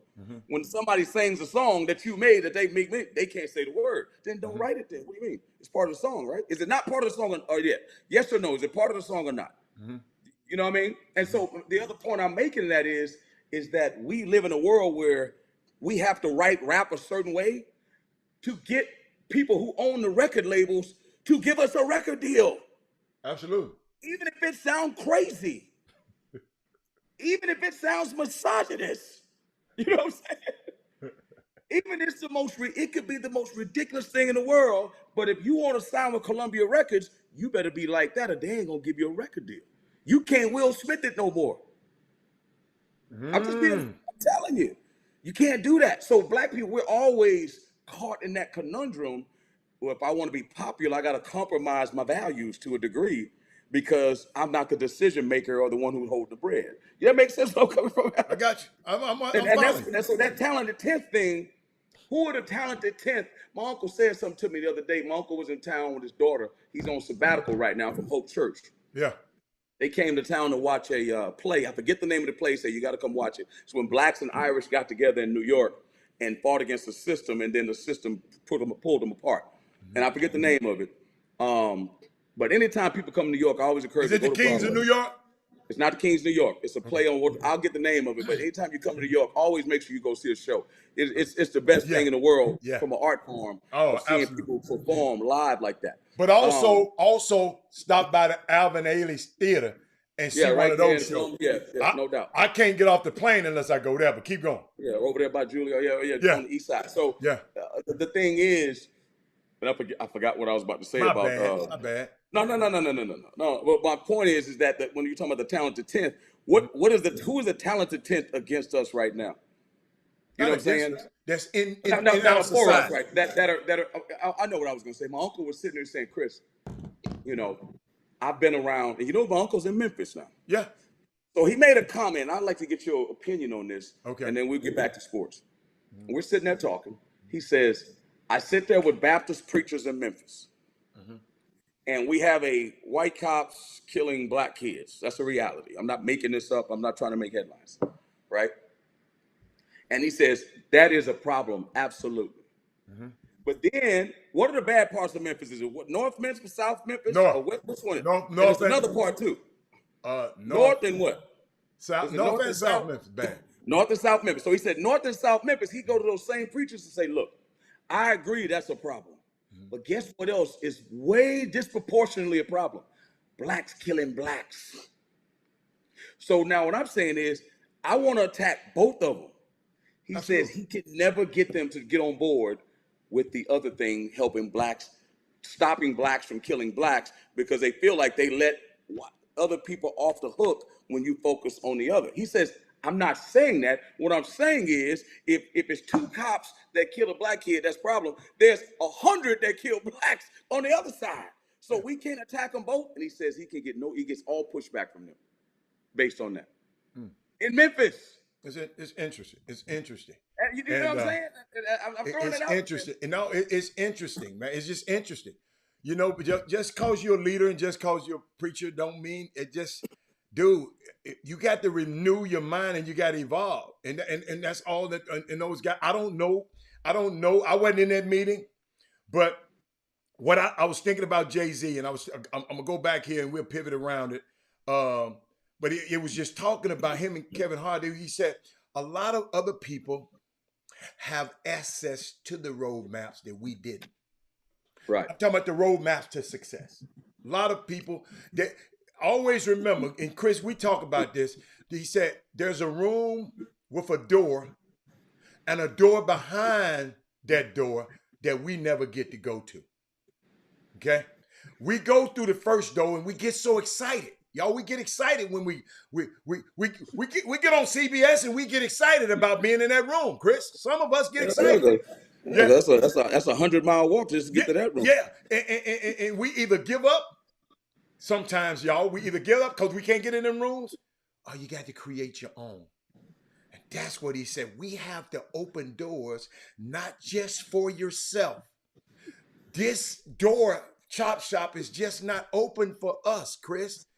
I hope some young man, some young lady gets and grab a hold of this concept and say, in this city, and say, okay, I'm not competing with them dudes. These dudes opening a door for me. These dudes opening a lane for me, because the next we got to, Chris, open up the next generation a hole, open up a door for them. And they was just talking about, we have a responsibility. It's not a burden. Responsibility. Absolutely. Not a burden. It's actually a privilege, ladies and gentlemen, to have that responsibility that Chris has, to have this responsibility that I have to ushering in the next generation. And I hope that this younger generation is paying attention. That's why I say, Chris, this YouTube video gonna be up there for your young people to go watch. They might be at school right now, but you steer them to this video. Because guess what? What I found out by my son and this younger generation, they have so much information, Chris. And Jay-Z was talking about at their fingertips. Yep. They're bold now because they believe they have more information than me and you, Chris. Hold up, though. I got one. Jay-Z hit him with this one. And hold up. This for who gonna take this one? Ed Russell, and I hope Dr. Newsom is on here. Jay-Z said, information without understanding is nothing. No doubt. I mean, that's. Let me tell you something, man. People got to understand. Like, I was talking to somebody the other day, and this is crazy what I'm about to say. And this is just again, and I'm always trying to be. I know they get on me about being politically correct, but politically correct is being smart. Is what it is. Because if you got certain people in certain positions that can help people and keep that and be a gatekeeper, they are stupid if they don't know how to measure their words when they have a public platform, when it could damage the brand and not be able to help people that come behind them. That's just being smart. That's smart. Not being cowardly. Not being coon. Not being coon. Yeah. There's no Uncle Tom. The bottom line is I'm Uncle Smart. I get it. I see the world for what it is, not for what I want it to be. I like that. So my thing is, I'm watching. I had this person of the other race, of the other hue, and I said, hey, you know what? I want you to watch. Remember I texted you the other day. I want you to watch Eyes on the Prize. I want you to watch the whole thing. I want you to watch the whole thing. Couldn't get through episode 1, Coach. They couldn't get through episode 1, and you know what the comment was? I can't watch it. I said, hold on. What do you mean you can't watch it? I'm curious. I say, so give me more. What part of the country are you from? I'm from this area. What's your financial demographic? So how many people on your Facebook page look like me, or on your Instagram pictures that you hugging? So how can you understand the plight of what we say and what we feel, other than the images that they give you on the television? That's why controlling the narrative is important.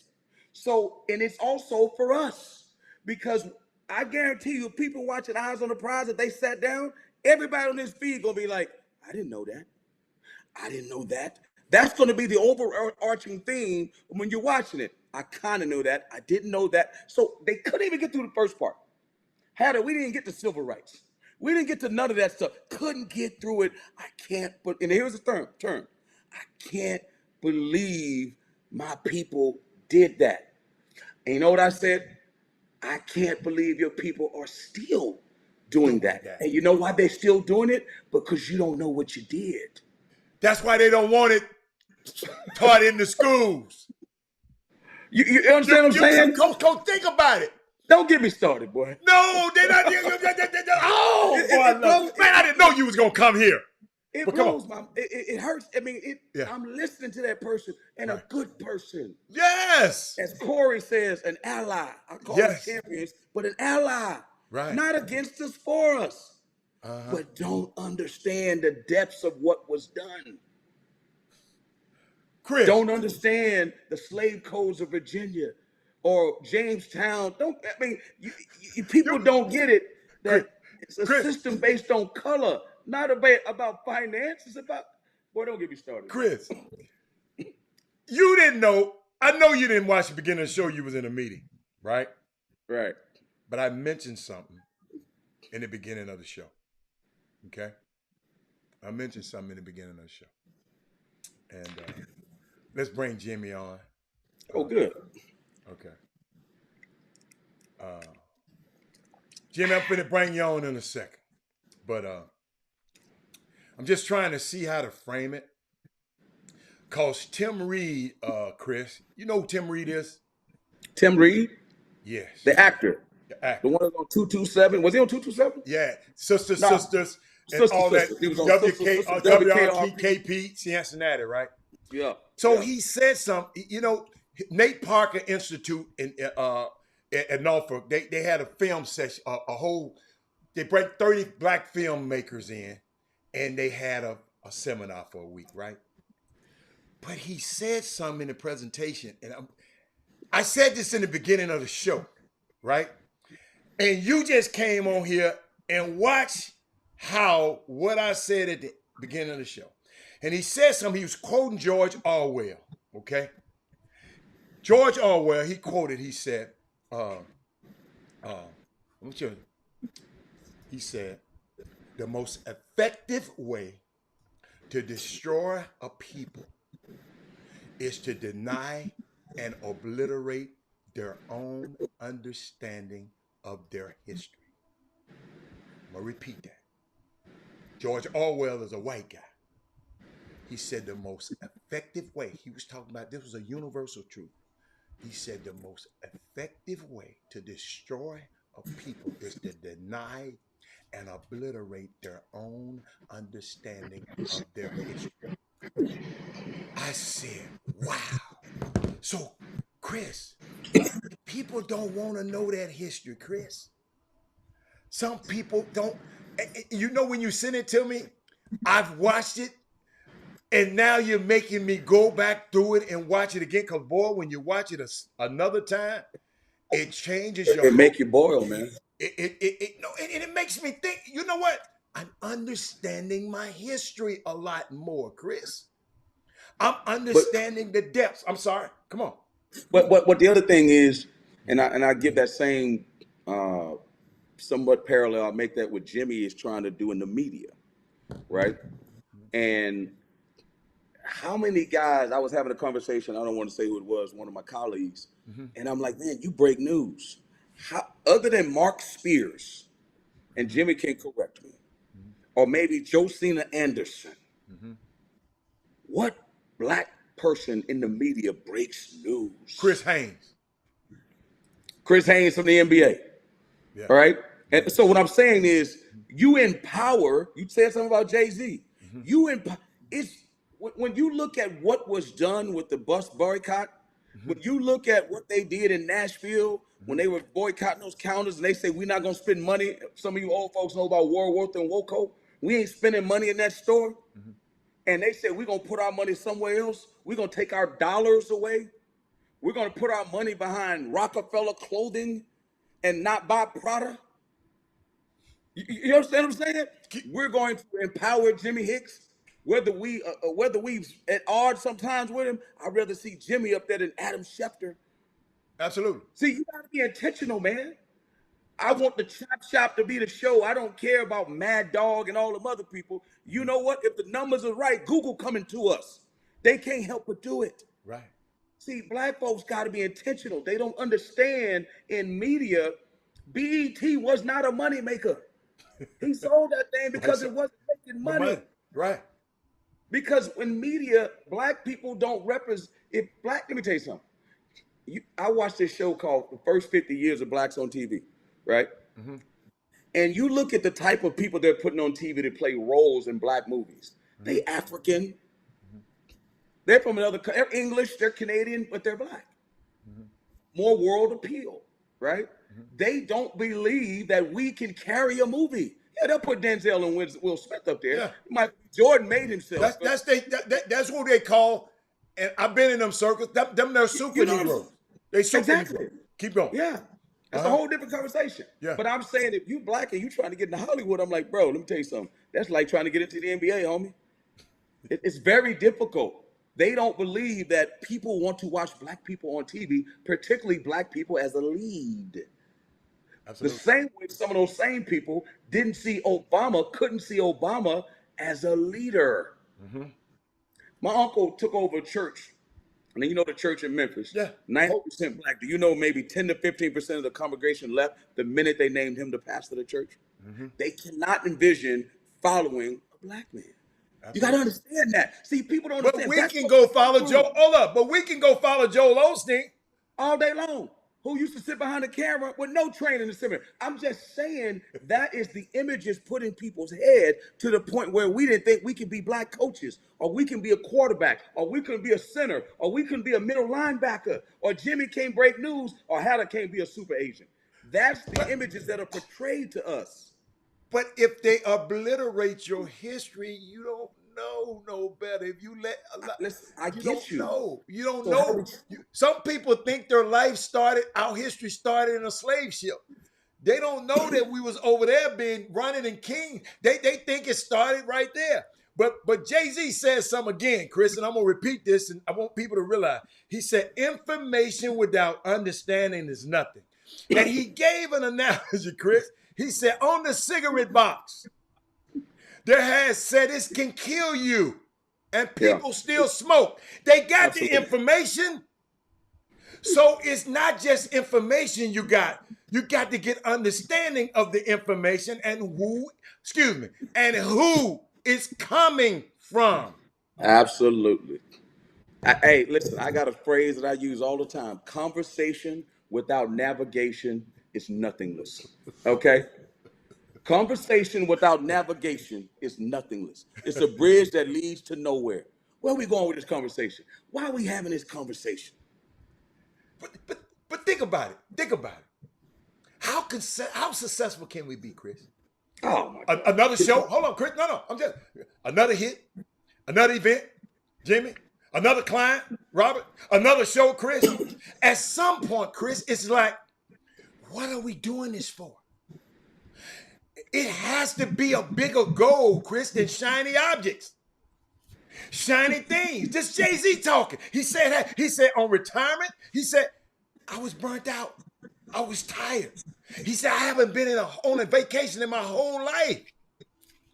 He said, I just had to take off. He said, you need to, he said, you need, he was talking about being retired.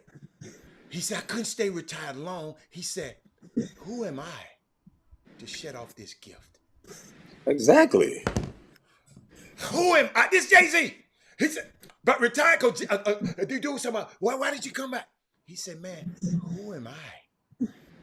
I got a gift. This gift came, this gift came from somewhere else. Dude, coming through me. Let me tell you something crazy. I know Jimmy want to jump in. People don't know. I always tell people, you got to earn the right to tell the story. Okay. You talk to anybody that created something from nothing. You talk to anybody that said, you know what? There's horses and buggies on the street, and somebody came along and said, man, I think we can get there faster with a car. The guy that owned the horse is like, man, that's crazy. The guy that cleaned up the horse boo-boo said, that's crazy. The guy that made the carriages says, it'll never work. Then all of a sudden, somebody came along with a train, and in Boston, the first train killed a lot of people on the ground. Then guess what they said? I told you we should have gotten the train. They kept going. Then somebody said about the airplane. Them dudes crazy. Man. Innovation takes courage, man. Jay-Z, if you don't know about Jay-Z, nobody would sign him. Why do you think Rockefeller Records was created? Just like you said, I got to bet on myself and create our own. And guess where he got part of the money from? The hood. I'm Of just course. trying to tell you. Of course. I'm still trying to get Jimmy to give me a loan. But you know what? But Jimmy, he was Jimmy, talking. them terms too high, Jimmy. I can't deal with them terms. You know what he was talking about?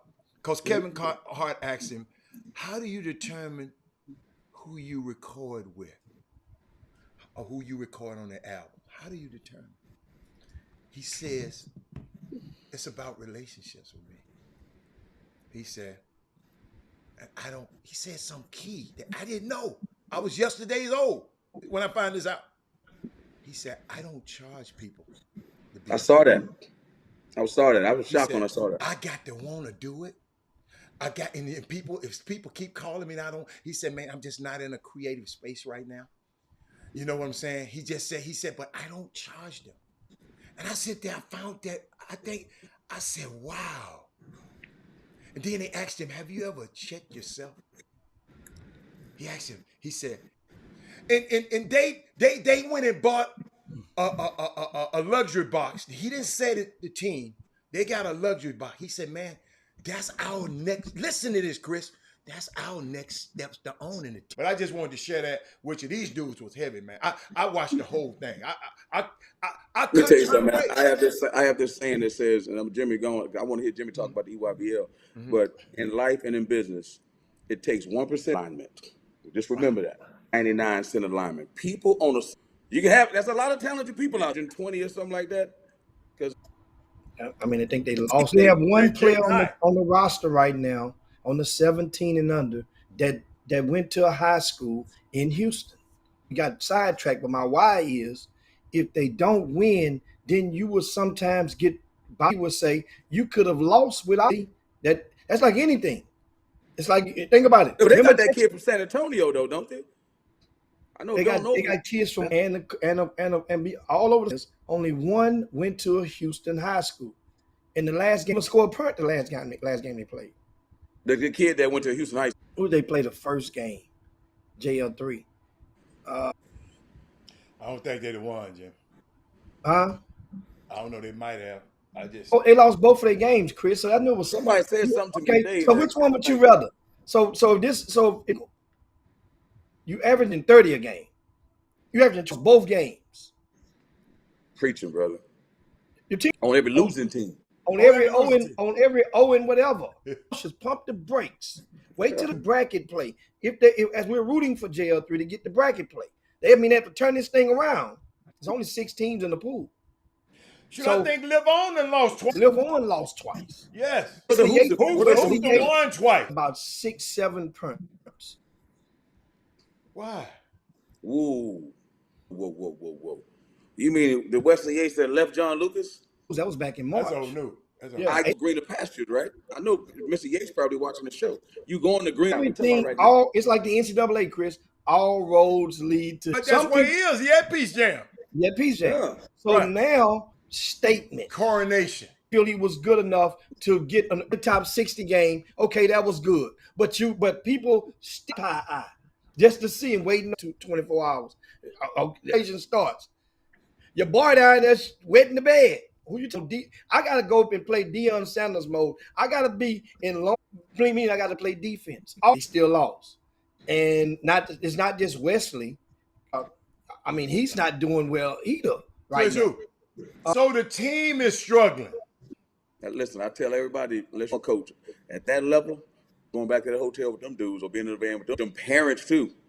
Hey, now Wesley's been make for 5. That's the game. Okay. The first game. Oh, how many 3? Let me write that down. 13. 5 for 13. Okay. Let me see.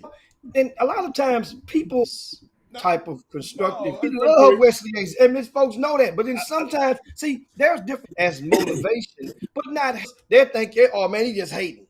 Facts and trying to give you enough at you. But I don't hate you for saying it. As you just said, and Steve. The player, I just report. You don't get quote him. You don't get you in the workplace. 5 for 13. I'm ready. 5 and what from 3? What from 3? 1 for 7. Whoa. Had 11 points. And how many? Now, what about Chris? Chris Lockett. 2 for 13. These guys, and how many Thaddeus Mooney points? said a lot of the guys had 8 points. Rams down Well, there. that means the other team played. Listen, So check man, this let's out. stop making excuses, man. No, I am. So I am. The girl said, "Leave me alone." So Chris Lockett, 5 punts a game. He's shooting 3 for 8. Horrible. Now, Wesley Yates III is on the side and got to get his licks in. Batman ain't gonna have this cape for. They better go find Alfred and Catwoman right now. So here's what we got for Wesley Yates in these same two games. Check this out. He's scored 15 points. He's averaging points a game. 7.5 points to bring your umbrella. Well, that's all we're doing is we're just saying, hey man, watch me. No, it's not a bad. I'm looking if Pete is going to be several of y'all that's watch Addy. Hey man, your boy follow me now. They're already in even come on the chop shop. I like that, and that's why that's one of the point the teachable moments from this. Mm-hmm. You pay attention to the source and how they're saying it, because what we're saying ain't nobody said nothing bad about Wesley Yates III. We love Wesley Yates III. Mm-hmm. Y'all know that if the dad know how much if you guys only had an idea how much time me and the pop spend on the phone per week just chopping it up while he's at work. So in other words, ain't nobody got nothing on this show, got nothing against no kid. Yeah, but then guess what? The people that's nominal, what they would do, and they do it all the time, Adam. Right. They would go and text somebody, hey man, your partner tearing you up. He chopping you up. Or I thought he was your boy. What you mean? Man, go turn on the chop shop right now. Look at what he's saying. And text some dude I don't even know talking about how to talking about you. Man, I don't even know you. And so guess what? They don't really know what's said until when? At least until the show go off and load back up. Then they got to go back and watch it again just to find out that this person was lying. So now they don't even have enough energy to hit you back or hit that other person back. Say, man, why you tell me? That's what y'all need. That's what they need to start doing. But keep going. You're right. You see what I'm saying? Right. And that's where I have the problem. That's where the problem is. I love it though. Indeed. But my thing is, here's my thing. I mean, I think it's, again, I'm not saying if I was a kid or if I was a parent, it wouldn't be hard to hear. Yeah. But man, dudes killed me. I said, man, let me tell you something.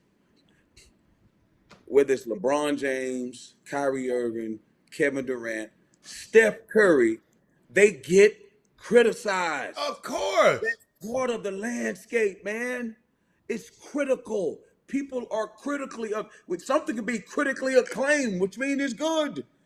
That's part of it. So my thing is, small destiny, small challenges, bro. Like if you want to play in the league, that's part of it. You know what I'm saying? That's part of it. And guess what? I guarantee there's a parent on the sideline kid we never talk about, wish we was talking bad about their kid, instead of not talking about them at all. So that's when I'm not even talking about the Yates people family. I'm just saying in general, this is part of success when people are criticizing you. Every show that Kevin Hart does ain't good, but he's still one of the best. Every movie Will Smith make ain't good, but he's still one of the highest paid. Right. Every Jay-Z album wasn't great, but he's still a billionaire. So what I'm saying is, get used to it. This is situational intelligence. This is what it's like. As I said, Drake said yesterday, how you know what it's like to breathe up here? I'm the only one up here. How you know what it's like? You got to be used to that. That's part of it. You know what? I used to be the same way when it came to like TV. I was like, man, I'm not going to look at my Twitter, man. People going to say what they want. I just got to the point and said, listen, man, I got a job to do. I'm going to do my job. You can't focus. Like, again, you can block out people, or you can take constructive criticism based on the people that you believe care about you. If you think the Chop Shop has a vested interest in Wesley Yates, you can listen to us. Or you, like Jimmy says, you can say, man, them dudes, you know for a fact that ain't nobody from Houston gonna get dogged on this show. They may do it on another show, but ain't nobody coming in dogging no kid from Houston. Y'all know that. But don't tell us that we can't tell the truth, though. Absolutely. Because then we might as well not have a show then. Absolutely. You know what I'm saying, Jim? But you know what though? I was thinking about Jerry West. You know, it was talking to him out in Vegas, Jimmy. and I'm over there ear hustling. Uh, it was talking about today. Today is in vogue. Listen, I want the players and the parents. Today is in vogue to criticize players one day, and the next day love them. Okay, it's in vogue. That's just the way it is, right? People are looking to create dialogue. Talking about the NBA level, so you just transpose it into juxtapose it into the high school level. And who is creating the greatest dialogue? The greatest players. This Jerry That's West right. said. The That's right. greatest players. And Kyrie come out. Don't be great then. That's why we got to talk about you. Kevin And get the Durant. money back. And get the money back. Yeah. And you know what he said? He said, if I was a player, I wouldn't do any social media. That's what he said. I mean, he said, no way. He said, because I think it insulates you. He said, some people have different personalities. He said, he had a quiet personality, so he would never do it. He said, when he see those players demand trades and want to get out of places, he said, guess what? The other kids gonna do the same things. When LeBron did it, they know LeBron. I told you LeBron made the league mobile. I know you don't like to hear it, but see, Jimmy, in baseball, He made college and high school mobile too. Don't get it twisted. And Jimmy, earlier I talked about the 5 young black men, American black boys that got drafted in the MLB the first time. 4 of the first 5 got drafted this year. I put them on the screen earlier. You can go back and check the show out later. But in baseball, there's certain players when they sign, there's a penalty for them and compensations for draft picks in baseball. But what he says something, and I want the AAU community, he as a GM, he said, man, you can't get afraid of losing a player. He said, you can't. You can't get afraid of losing a player. And I know a lot of people do everything to keep a player. You can't be. Think of all the people and all the time the people to watch. He was talking about, Chris, you're going to love this. He was talking about, think about all the times that people watch basketball. Jimmy, don't you know today the pro scouts was able to go out to PGM today on Tuesday, EYBL at PGM today. I guess all over the country, but they were there today. And he said, there have been 3 players taking. Not all over the country. Huh? Oh, no, just a piece down? You got to get a certain approval for them. No. I'm just talking about maybe those other sneakers. I know they wouldn't just have it at one sneaker snurker and not the other 2. They still. I mean, I'm quite sure that. Well, I don't care how they do it. The reason I said that, I just you got to get a clearance. So it's not exclusive. What I was trying to explain, it's not exclusive to the EYBL. No, it's not. Okay, that's the point I was trying to make. But Jerry West said there are 3 players taking number 1, y'all, in the draft that were complete failures.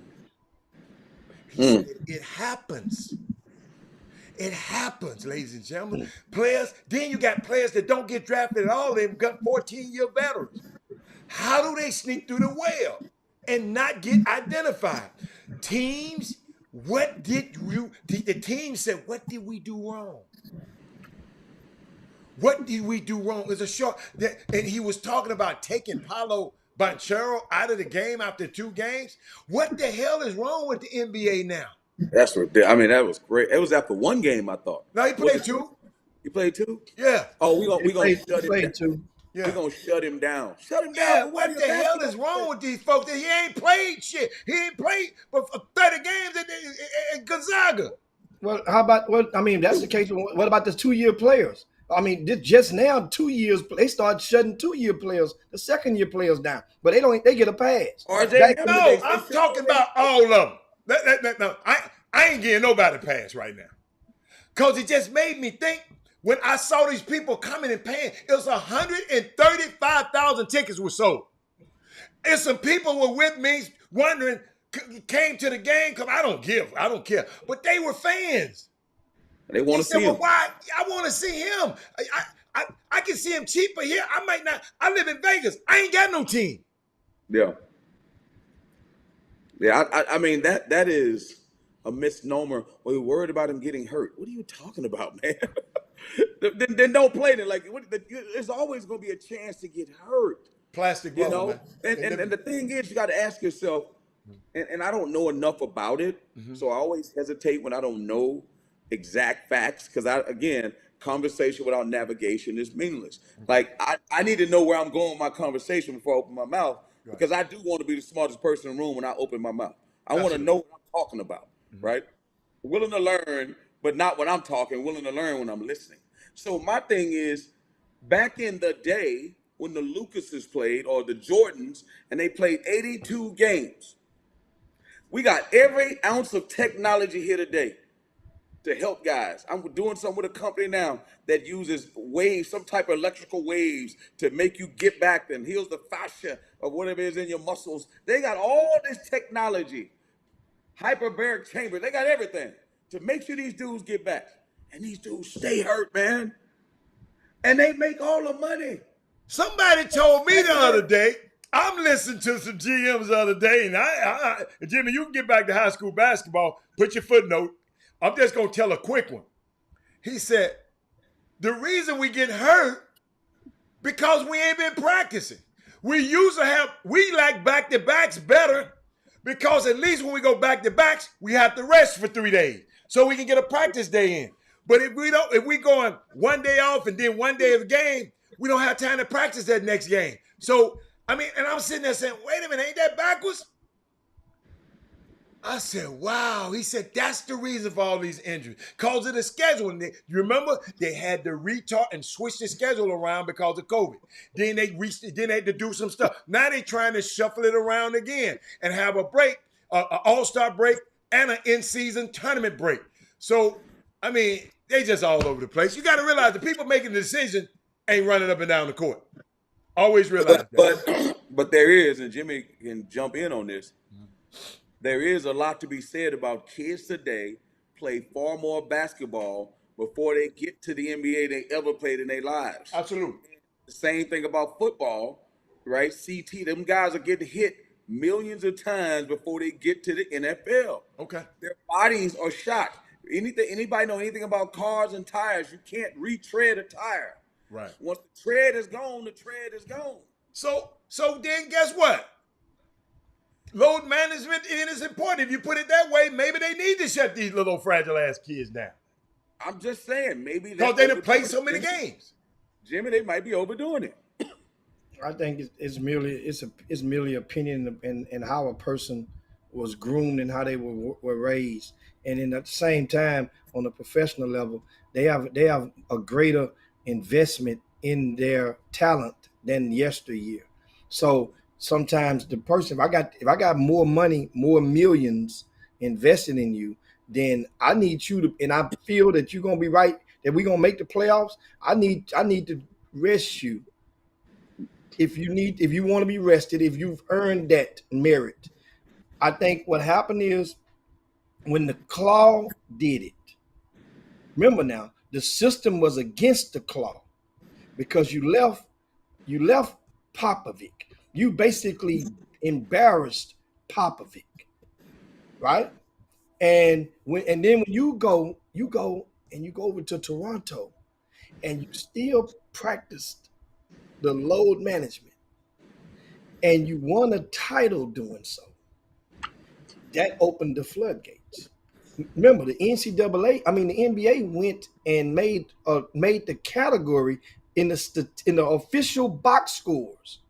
DNP, it used to be DNP CD, which they still do, but then they started calling it load management for 1 year, maybe been 2. Then they came back and Adam Silver tried to make the stance, but the floodgates were already open. Well, if you do it, and we're gonna fine you, we're gonna do this to the teams. There's gonna be circumstances because they realize, like you said, a parent that's working a blue collar job saves his money and uses his credit card in advance to buy a set of tickets for 4, or his family, maybe 6, to go and attend a certain game, a life-changing experience and motivating experience for maybe some of his kids. And himself, the inner child in all of us, we have it's different ages. And come to find out this guy's not going to play.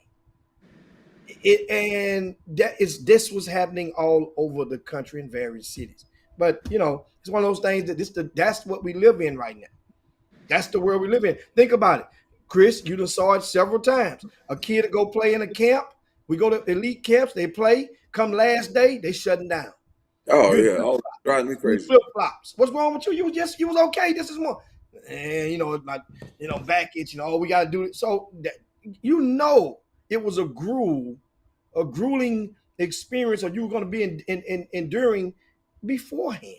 So now that's the thing. But I want to give, stretching back to the amateur sector, just as we gave the critique on the Live On program, JL3 program.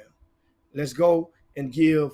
We talked about pro skills on yesterday, but we want to go and give applaud to the Houston Hoops from out of Texas as well. They're 2-0. They haven't lost a game yet at Peace Jam. And Jalen Lowe and Jace Posey is carrying the weight. See, one thing about it, it's not easy to be consistent. It's not easy to be consistent on such platforms as this. However, Jalen Lowe, he's 6 for 13 against Team Griffin from the field with 19 points, 4 assists in that game. He came back the next game. Guess what he did? 7 for 13 from the field. He had 19 points in the next game and 8 assists. So he's averaging 19 a game, right? 6 assists a game, right? And he's shooting 4 for 6 from behind the arc in those 2 games, both wins. And you told me at the beginning of this, at the beginning of the top of the hour, Howard, you reminded me of what somebody told you about another player from another team that's 0-2 right now, and he's averaging 1 more point than Jalen Lowe. Man, listen, that's 19 a game, 6 assists a game. Your team is 2-0. Then, of course, Posey. I mean, I can't say enough about this young man. His stock has been on the uptick all summer. Chris, this dude went and won the state, set a record in the state of Texas in the high jump, in the highest classification. I didn't say a school record. I didn't say a meet record. I say a state record for in the history of the UIL. No male has jumped from the ground over that bar, landing on that mat higher than Jace Posey. He's in 11th grade, guys. He's in 11th grade. And right now, he's at, people keep saying, man, is he good? Is he this? He went to top 100 camp. Chris, you got to see him over there. And I said it earlier, if you grade him among all of the legacy players, the legacy invites, he was without question first team all legacy that was there. Without question of the legacy kids. They had about 20 of them there. But right now, props to the Houston Hoops. They're getting it done. And I want to make a correction from yesterday. The Houston Hoops and the JL3 are in the Peace Jam. Drive Nation and Pro Skills are at Peace Jam, playing in the secondary tournament. Consolation bracket. That's called the Peach Invitational Tournament. The Is it in the same building or is it across the street?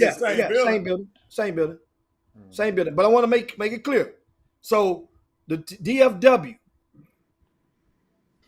because if it was DFW, that's both teams. They would go out of their way to make it a point. To make it a point to let us know, well, hey, DFW, we did this, we advanced further, so that means we're better. And I keep telling you guys, you got peaks and valleys on all this stuff. Peaks and valleys. So if Houston that's right. If Houston, remember I told you guys a year ago, you keep buying that Kool-Aid, you keep falling prey to nonsense to make you think that Houston was just that bad. And I said it last week when the Houston Defenders won first place in the Under Armour Summer Championship. I said, if Houston is that down, then what does that mean about all the teams that the Houston Defenders beat and ran the table, went undefeated to win that tournament last week? If Houston is so bad, so down, then how do you explain having both Nike-sponsored teams getting to Peach Jam, not the Peach Invitational Tournament?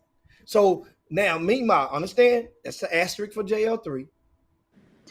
So we can put them to the side. What about the Houston Hoops? The vast majority of the Houston Hoops is indeed from H-Town, from Greater Houston. So I want to give them the props, because if we don't own the chop shop, who the hell is? Who the hell is? They're gonna wait till they fold up like a tent and say, "Oh, see there, that's it." But I played a video of them earlier. Who? Yeah, because their media person, Gary Carter, was smart enough to send me a video, and I played it about about them today. So I played that early in the show. So you just coming back, adding it to it. I can't believe my daughter called him. She think I'm in overtime. How do I get off? Oh, sorry, I can't talk right now. Okay, but I saw something unique, Chris. I'm gonna get off. We're gonna get out of here. I saw something unique. I got a tweet this morning, Robert. It was 30 plus NBA scouts were courtside to see Reid, Ducharme,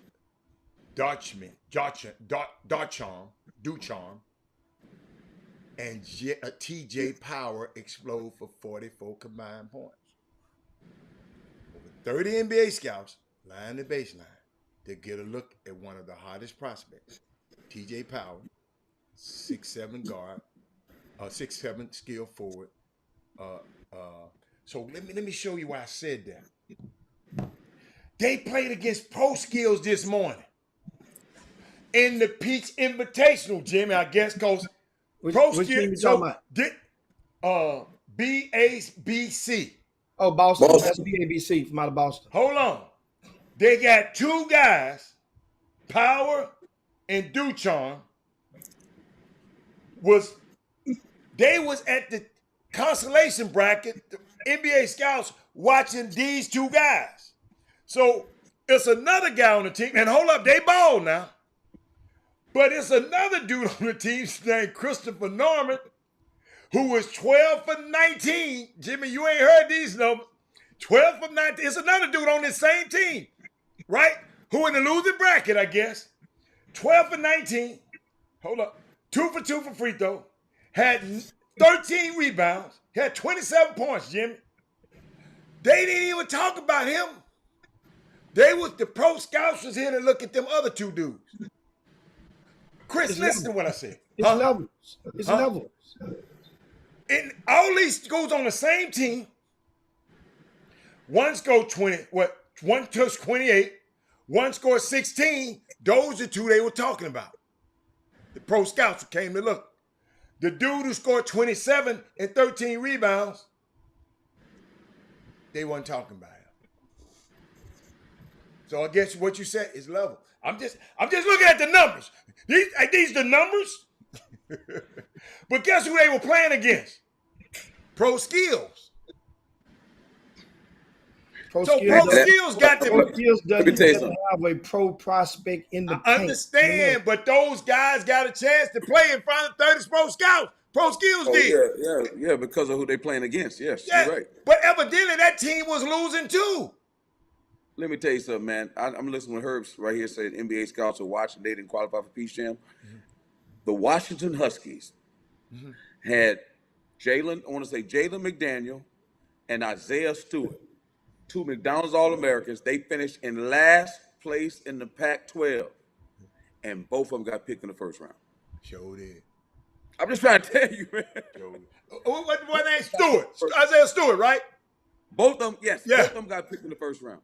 Okay. Them dude. That's why when them people start saying like, "We got a good team," I was like, "Listen, man. College coach ain't recruiting your team. Now it helps when you win. College coach is recruiting the talent.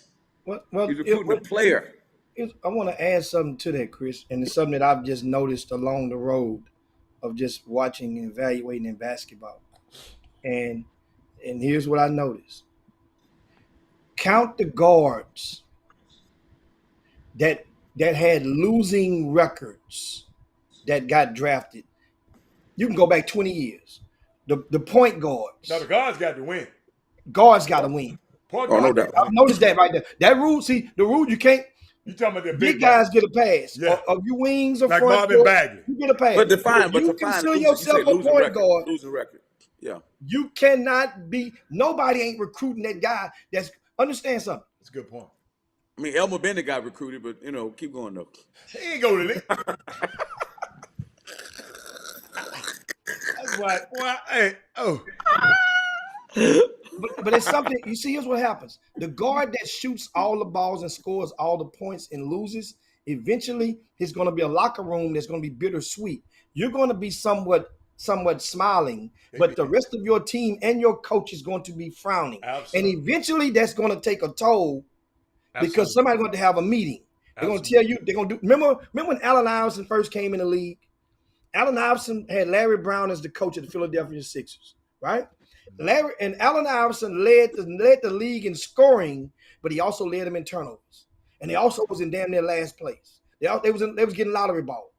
Then all of a sudden, somehow, they got Allen Iverson to shave a few shots here and there, so that Eric Snow can get a shot, so that other guys can get shots, and then that way they start winning. They not just make the playoffs, Go to the finals. Championship. the NBA Finals, beat the Lakers first game. He walked over Tyronn Lue in the process, but they lost 4 straight up there and lost 4-1. You should Because have they had that monster called Shaq. That's why. Hey, and you know what Larry Brown did to him that year?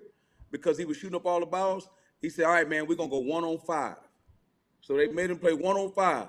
The other team scored, and then Allen Iverson got to take the ball out, and he couldn't take it out to himself. He said, yeah, turnover. He said, well, hold on, how am I going to get the ball in? Exactly. You can't do it without your teammates. Stop going out there trying to play by yourself. Well, how am I going to play defense against 5 other guys? 4 other guys. Exactly. You can't do it by yourself, man. Absolutely. I remember No that. matter how good you are, you cannot do it by yourself. That's why he always crying when he talk about Larry Brown. Larry Brown got in his tail, dude. Come on, man. Are you serious? Larry Brown got into the finals. Yeah. I mean, been dude, back his since. size. Look at the dudes on that team, man. I don't even remember the dudes on that team. How they got to the finals. Theo Radcliffe was there. Kevin Ollie. Was Kevin Ollie on that team? I mean, Theo Roberts. I mean, Theo come on, Radcliffe, man. yeah. Theo Radcliffe. That's your homeboy. Yeah. Superpower. Theo Radcliffe. And before we get ready to get up, did y'all see any of that home run derby last night? Oh, Soto? hey, man. No, who was the boy in the first round? I love Soto. Acuna got beat in the first round by Alonzo. That was a tough first round Alonzo draw. got beat That was a first tough first round draw. Alonzo, that's the dude with the Mets, right? Yeah. He He got won it 2 beat. years in a row. He had won got it 2 beat years in a the row. first round. Nobody he had got won this beat. thing 3 years in a row. Yeah. So Acuna Jr. had drawn him in the first round and lost by 1 home run. Oh, And okay. but this boy named Soto, that man turned down $400 million, Chris. yeah, but Adam, 440, look at no, the years. Look 440 at the million. years. I don't care. Give me them. You ain't give me that Man, money. he can get 40 more than million. that. He can get more than that. He can get more than that. Shit, me. And listen, and Hatter, you wonder why these parents go crazy and these dudes are going crazy when they see people can get 4. Let me tell you something, man. The fact that John Wall did not play 1 game last year and made $40 million and then could have signed for $47 million. No, he opted into it. He opted into it. It's the reason why these parents are losing their I minds. ain't mad at these parents. If I had another kid, telling man. you. Hey, boy, be Man, 6'6". Huh? Baseball, like Deion Sanders. Well, there's a whole bunch of them. Baseball I got that. I got that Pound video, for- Rob. I'm gonna play that Pound for tomorrow. pound, baseball is the best path. Not for us. No. Not for us. Not No, for no, us, Jimmy. No, but it's Unless no, you- no, unless you that's look not- like you us know and what? speak That's Spanish. not true. That's not true, Chris. That's not true. That's not true. It's not What do you mean true. It's not true. Okay, How many okay. black So tell me players- this. How many black So tell players me in this. MLB? Why so many former sons of former baseball players How do they end up being very talented? How do That's they end up? You know That's why? a couple guys though. Because their fathers took them, instead of taking them to the park every day to play basketball, they took them to the batting cages. That's all. They had a glove. I'm not disagreeing with that, Jim. I'm watching something over here, Jim, and y'all. I think y'all missed my point. He turned down 450. Y'all talking about the 15 years. You got to negotiate the 15 years down. What the hell you talking about? If they come with that one, I'm going to negotiate it down. But he don't really want to be there. He don't want to be there. He well, then, okay, we'll just say that then. No, but I'm saying so. That's what I'm telling you. First of all, especially I'm not going to lock you in that much. You done gave away one of the best pitchers in the game. I'm talking about people talking about you going to turn down. All you got to do is shorten the years. If he that damn good, they gonna offer 40, 50. Yeah, he know what he can. He know what the market is gonna bring. He looking at over there. He looking on the horizon, seeing all these dudes getting this. So bread. why he don't want to be with Washington? Who knows? Run. Washington had that team. They've gutted it halfway. So where the hell he gonna go? Not to these. I know Jim Crane ain't gonna give his ass $2. Yankees. Who knows? Jim Crane ain't gonna give his ass $2. There's no salary cap in baseball. I know, but Jim Crane ain't gonna give him $2. Okay, so what? The Astros are in talks, and guess what? Jim Crane ain't gonna get that man that money. You going on with that? No. Guess what? We just paid Alvarez and got him on a sweetheart deal. That's a Steelers deal. We just got him for 4 years, like 120. Soto ain't finna take one of them sweetheart deals. Dude, let me tell you something. Maybe not, but Houston is in the conversation, and you know why? They're going to remain in the conversation because of our makeup and our diversity in this city of some of his people that lives here, and how many of his people that occupy spots on the 40-man roster. I'm talking about Jim Crane. That's what you talking about. All that other shit. I'm talking about Jim Crane as well, Hannah. Players recruit players as well. That's true. But I want to get back to what you said about black people got a better chance. Crane ain't gonna pay him. The point I'm trying to make you. NBA. What'd you say? Him saying that black kids got a better chance of making it in the major leagues than the NBA. No. I'm like, what are you talking about? No. Nobody said that. What are you talking about? What did you say then? What did you say? What the hell are you talking about?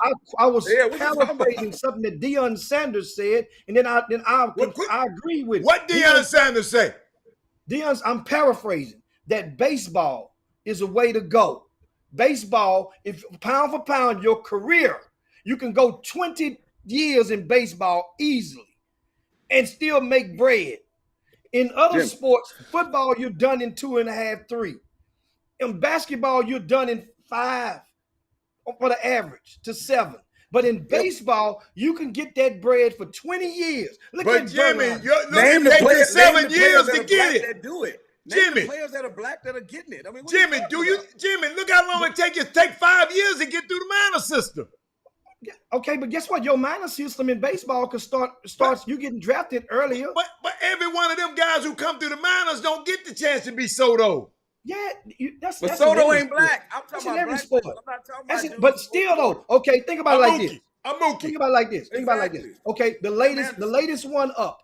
The next one up, and people ain't just glossing right over this. In the city of Houston, we've had another son of a former star, former all-star. He got drafted in the first round, just 2 days ago. You know what that is? The son of Carl Crawford. Carl Crawford's son in the first round. So that meant somewhere along the way, while Carl Crawford losing his mind over Megan Thee Stallion and all that right there, he making time out to go and help his son fall in love with the sport of baseball.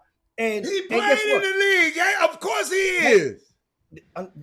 That's what I'm saying to you. So that means he didn't go. He made a choice. Carl Crawford was historic, Hatter, in Houston. Historic. I understand. You know what I mean? I'm trying to figure out because I say historic because he was all state. His dad already got $100 million. We talking about where the other black kids gonna come from. I'm talking about in high school. In high school, Carl Crawford was probably the only man that ever played ball in Texas to make first team all state at the highest level in 4 sports. Jimmy, we ain't talking about that. We ain't talking about Carl Crawford's credibility. You talking about black players is the way to go. And it ain't just the way to go. Baseball. Not the way to go. About the longevity, your odds in your face. If you can go. Not if you look like Jimmy, us. half of them dudes don't make it out the minors. Jimmy, people watch baseball and they think those guys are black. Most of those guys are coming from Dominican Republic and over. They're not coming from the inner cities. They're not, because the infrastructure is not put there for it if you to get happen drafted that way. in the first round, Chris, you're guaranteed a slot of $1 But that's million. Cole So you Crawford's become a son. That's what millionaire. he's saying. Cole Crawford's son got every advantage. The kids that are coming out don't have those advantages. Major League Baseball ain't set up to help them. It's set up to help them dudes in the Dominican. That they can go get cheaper first. Come on, man. So they can go get Jimmy, cheaper you know first, that. like they Jimmy, got you Altuve. That's the baseball Altuve's situation. That's you not getting drafted in the first round. They can go sign them guys. That's why they say them for the But seventh they round. ain't drafted. They drafted these four guys. In Major League Baseball, there's over 600 players that's going to get drafted. There's about 650 that's going to get drafted. It goes all like of them ain't gonna be 7 rounds. millionaires, Jimmy. We understand that. Your Your that's slot the way to comes go. from if you in that first round. That's why in baseball you can get drafted this year. You don't have to sign. You can wait next year and get drafted again. That's the thing. That's the beauty of it. Drew Jones. You can go back and play. You can go back and play amateur another year, and another team can go and draft you again. Chris, I know what you're saying, Chris. Drew Jones, Kamar Rocker, Tamar Johnson, and Elijah Green. Those are the young guys that got drafted this Drew year. Jones is Andrew Jones' son from the Atlanta Braves. With the first four out of the first 5 picks. Those guys there, those are outliers. Don't tell me that a lot of these guys, you talking about that's the way to go. NFL is the way to go. Jimmy, I went to the NBA players camp. I sat next to Jimmy, you were sitting next to me at one game.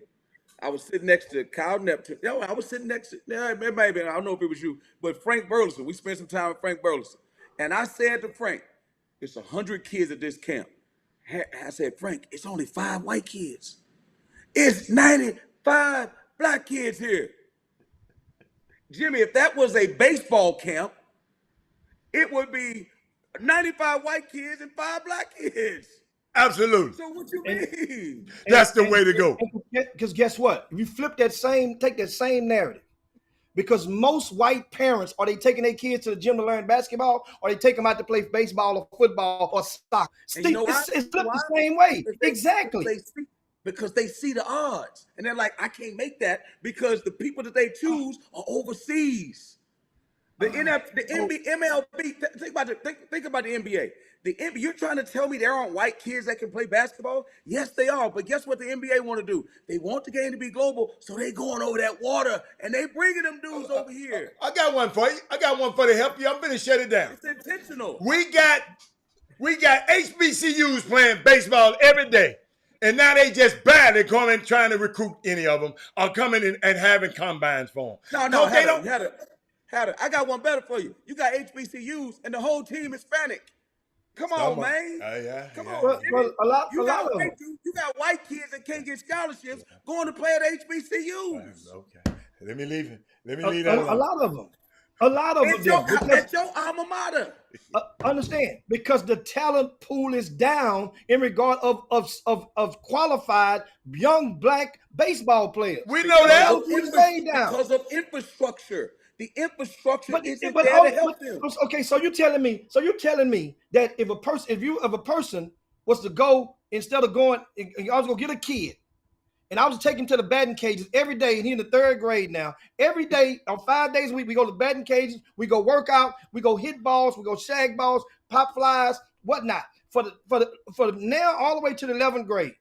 He would not have a greater chance of being an accomplished baseball player or a prospect than the kid that went to play by raw talent that just played basketball in the gym. You telling me he would not? I can't answer that question. I'm just saying. You can. Bro, you know the answer. It's an easy answer. I'm not saying that a kid can't be good. All I'm saying is it still comes down to people choosing. I think the Major League Baseball is intentional on the people that are choosing, because there are black kids that can play baseball in this country, and they choose a shortstop from overseas in the Dominican Republic. They do it intentionally. Yes, those are the ones that don't get drafted in the first round. I'm talking about first rounders. That's all I'm talking about right now. I'm talking about the guaranteed money slot.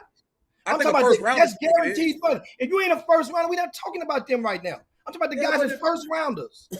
Okay, but listen, all I'm saying is, how about this? I don't know. No, if a guy gets drafted in the first round, they're intentional about making him a star. If they take him with the first pick, I don't care what sport. Exactly. That's all I'm talking about right now. All right, but all I'm saying is, I'm telling you why. Even though Deion Sanders may be right about your career could be longer, but baseball players are getting hurt at a disproportionate rate too now. Baseball players are getting hurt a lot, bro. And guys like Verlander that have Tommy John surgery to bounce back and have 13 wins by the All-Star break. Hey, Chris. I'm talking about the guys in these minor leagues. Dude, let me tell you I'm talking about the guys in these minor leagues that just stay there and stay there forever and stay there forever and stay there forever and stay there forever and ever. Jimmy, how many baseball teams in there? How many baseball teams in MLB? How many baseball teams in MLB? Say again? How many baseball teams in Major League Baseball? 32? It's 30 or 32. All right. How many starting black aces are there in MLB? I mean, I'll have to go and look through the rosters, Chris. You're gonna have to keep looking really hard.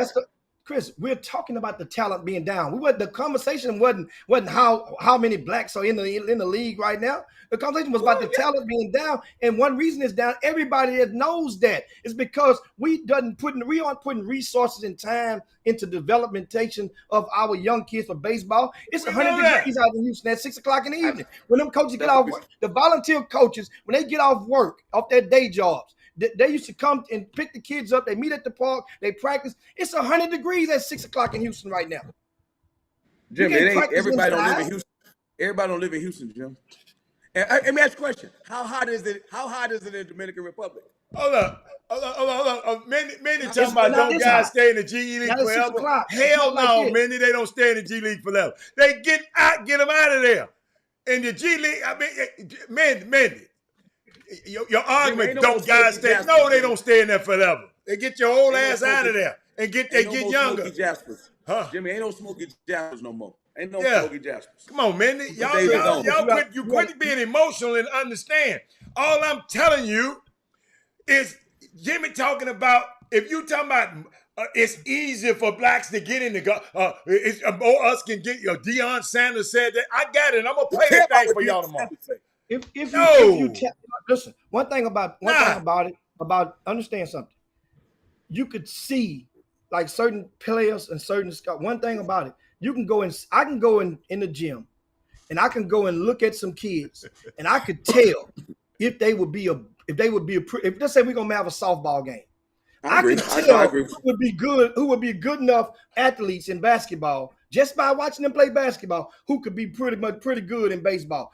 With 1 week, with 3 swings, you could tell. I agree with you. Men had 5 years ago, we went to a celebrity baseball game, and we saw this one basketball player swing the bat one time. It was immediate. Actually, I had noticed it when he had fielded the ball and threw it. I said, "Whoa, he got some." Then he hit the ball. It was a no-brainer. Then I went to find out his pappy was a pro baseball player, and then you can see that Donovan Mitchell, Chris, he's very talented. Right, but he went to play in the NBA. I do know of a baseball player who had a nice swing that couldn't make it, and his name was Michael Jordan. It ain't that just because he looked like he can play don't mean he can play baseball at the highest level. But Mike was terrible as hell over there, man. Man, Mike could have made it. Mike was terrible as hell over there, man. Michael was batting 97. Many probably like that. Michael was batting 97. He got better. Hey, did y'all watch that Derek Jeter documentary? I can't wait to watch it. I taped it. I can't wait. Hey, they ripped. I'll give you a hint. They ripped the Astros ass up. I did not realize Astros passed on them for a dude with nobody never heard of in their life. People pass on people, man. No. They wrote the Astros a letter, a handwritten letter. They showed the letter, copied the letter. No, they didn't. I can't tell you the whole story. But that's your team you love. That's your team men did love. You know what? Sorry ass they passed on the captain? Man, they passed on him. And guess what, though? Guess how many errors he had his first year? His first year, guess how many errors he had? He's like Kobe with them air balls. He had 52 errors. Might have been 56. 50-something errors his first year. That's unbelievable. Hey, Chris, you know what people saying? People saying, I told y'all why the dude. Why y'all draft this dude? People inside the organization. Man, this dude right here, he's a bomb. This dude, man, it's 50-something errors. When I found this out about baseball, how long you got to go to the development needs to learn how to play to come to the majors. When I found out that how many years, about 4 or 5 years before they can ever think about getting their ass on a major league base, I said, wow. Oh, it's hard. People don't look at that process. They just look at Major League Baseball and say, oh. But when I found out that process that you had, when I went to study, and guess how I found the process out? When I went studying the Negro Leagues and how that process, it used to have to even be like that too back then. So I know they're doing it now. So that's all I'm trying to say, man. That process of going through that for 5 years, going through that process to learn how to hit that ball and learn how to feel that ball and learn, that's a process, Chris. And Jimmy, to your point, why it takes somebody who probably got a daddy that played and they've been understanding the game from day one, but a kid growing up today, he want to be Kevin Durant. He don't care about being Mookie Blake, whatever that dude's name is. He want to be LeBron. He don't want to be Tim Anderson. I'm just telling you. They want to be Fernando Tatis. Where he from? I'm just saying. Hey, Jimmy, you notice I ain't been saying nothing about it because my man been hurt. Boy, y'all better be glad he hurt. That's all I can tell y'all. Hey, he got that Dairy Queen commercial, though. But listen, though. Think about it. When Jimmy and I grew up, people got to understand this. When Jimmy and I grew up, basketball wasn't popular. It was not popular when Jimmy and I grew up. My line, Jimmy. Everybody, remember the big red machine with Joe Morgan. Remember the Dave Parker and We Are Family. The Dodgers. Like, there was not a popular basketball. Was still tape delay when we was kids, man. It was popular in Houston. No, it was not. No, I'm talking about Memphis. I'm talking about Memphis. Jimmy, I remember I'm gonna tell you why. Our PE teacher, baseball used to come on, the World Series used to come on in the daytime. He'll stop us in PE and bring the TV in that we used to watch. Yes.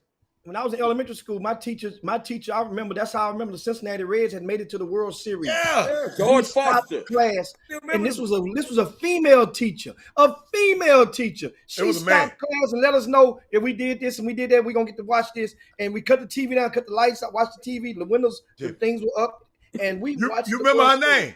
I remember his name. I think it was Miss Bolden. Coach Larry.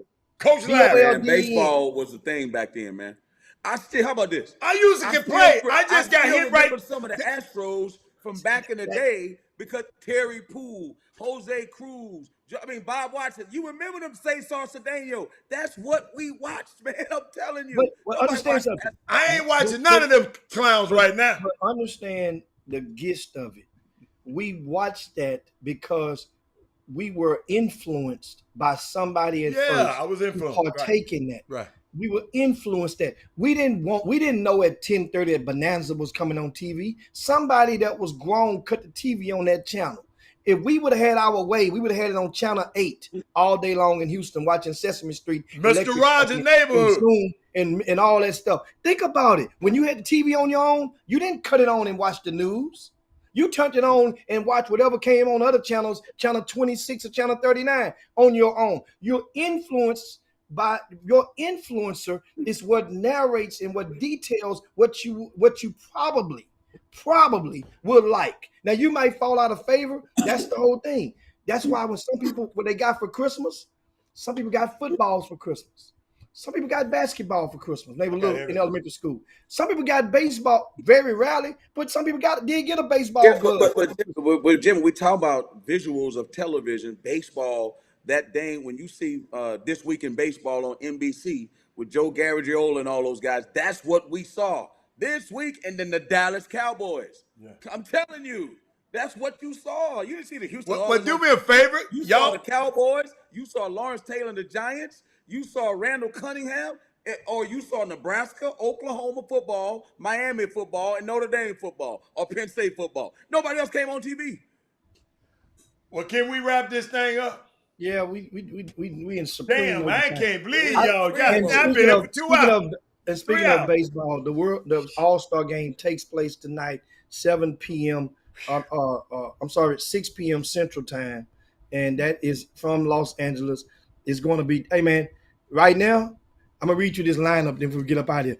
This baseball is back because it ain't just the Yankees and the Dodgers, but it helps because those are the two biggest markets of the Major League Baseball. But they're back. Check out this the American League lineup. Remember, Altuve is not playing. He decided not to even go. Verlander is not playing. He would have been the starting pitcher. Altuve would have been the starting second baseman. Alvarez, he's on the 10-day disabled list, and he's expected. We might get him back. The Yankees are coming here for a doubleheader in next week. Now, Ohtani is leading off. Aaron Judge is batting second. Rafael Devers is batting from the Red Sox is batting third. Vladimir Guerrero Jr. from Toronto is batting cleanup. Giancarlo Stanton is batting fifth. Beast. Bryson Buxton from Minnesota, and Minnesota's doing good. He's batting sixth. Tim Anderson from the White Sox, the shortstop, brother. He reminded me of Sean Dunston from the Cubs back in the day. He's batting seventh. Gutierrez is batting eighth. And of course, Alejandro Kirk is the back catcher from Toronto. He's batting ninth. How about this from the National League? Ronald Acuna Jr. is leading off.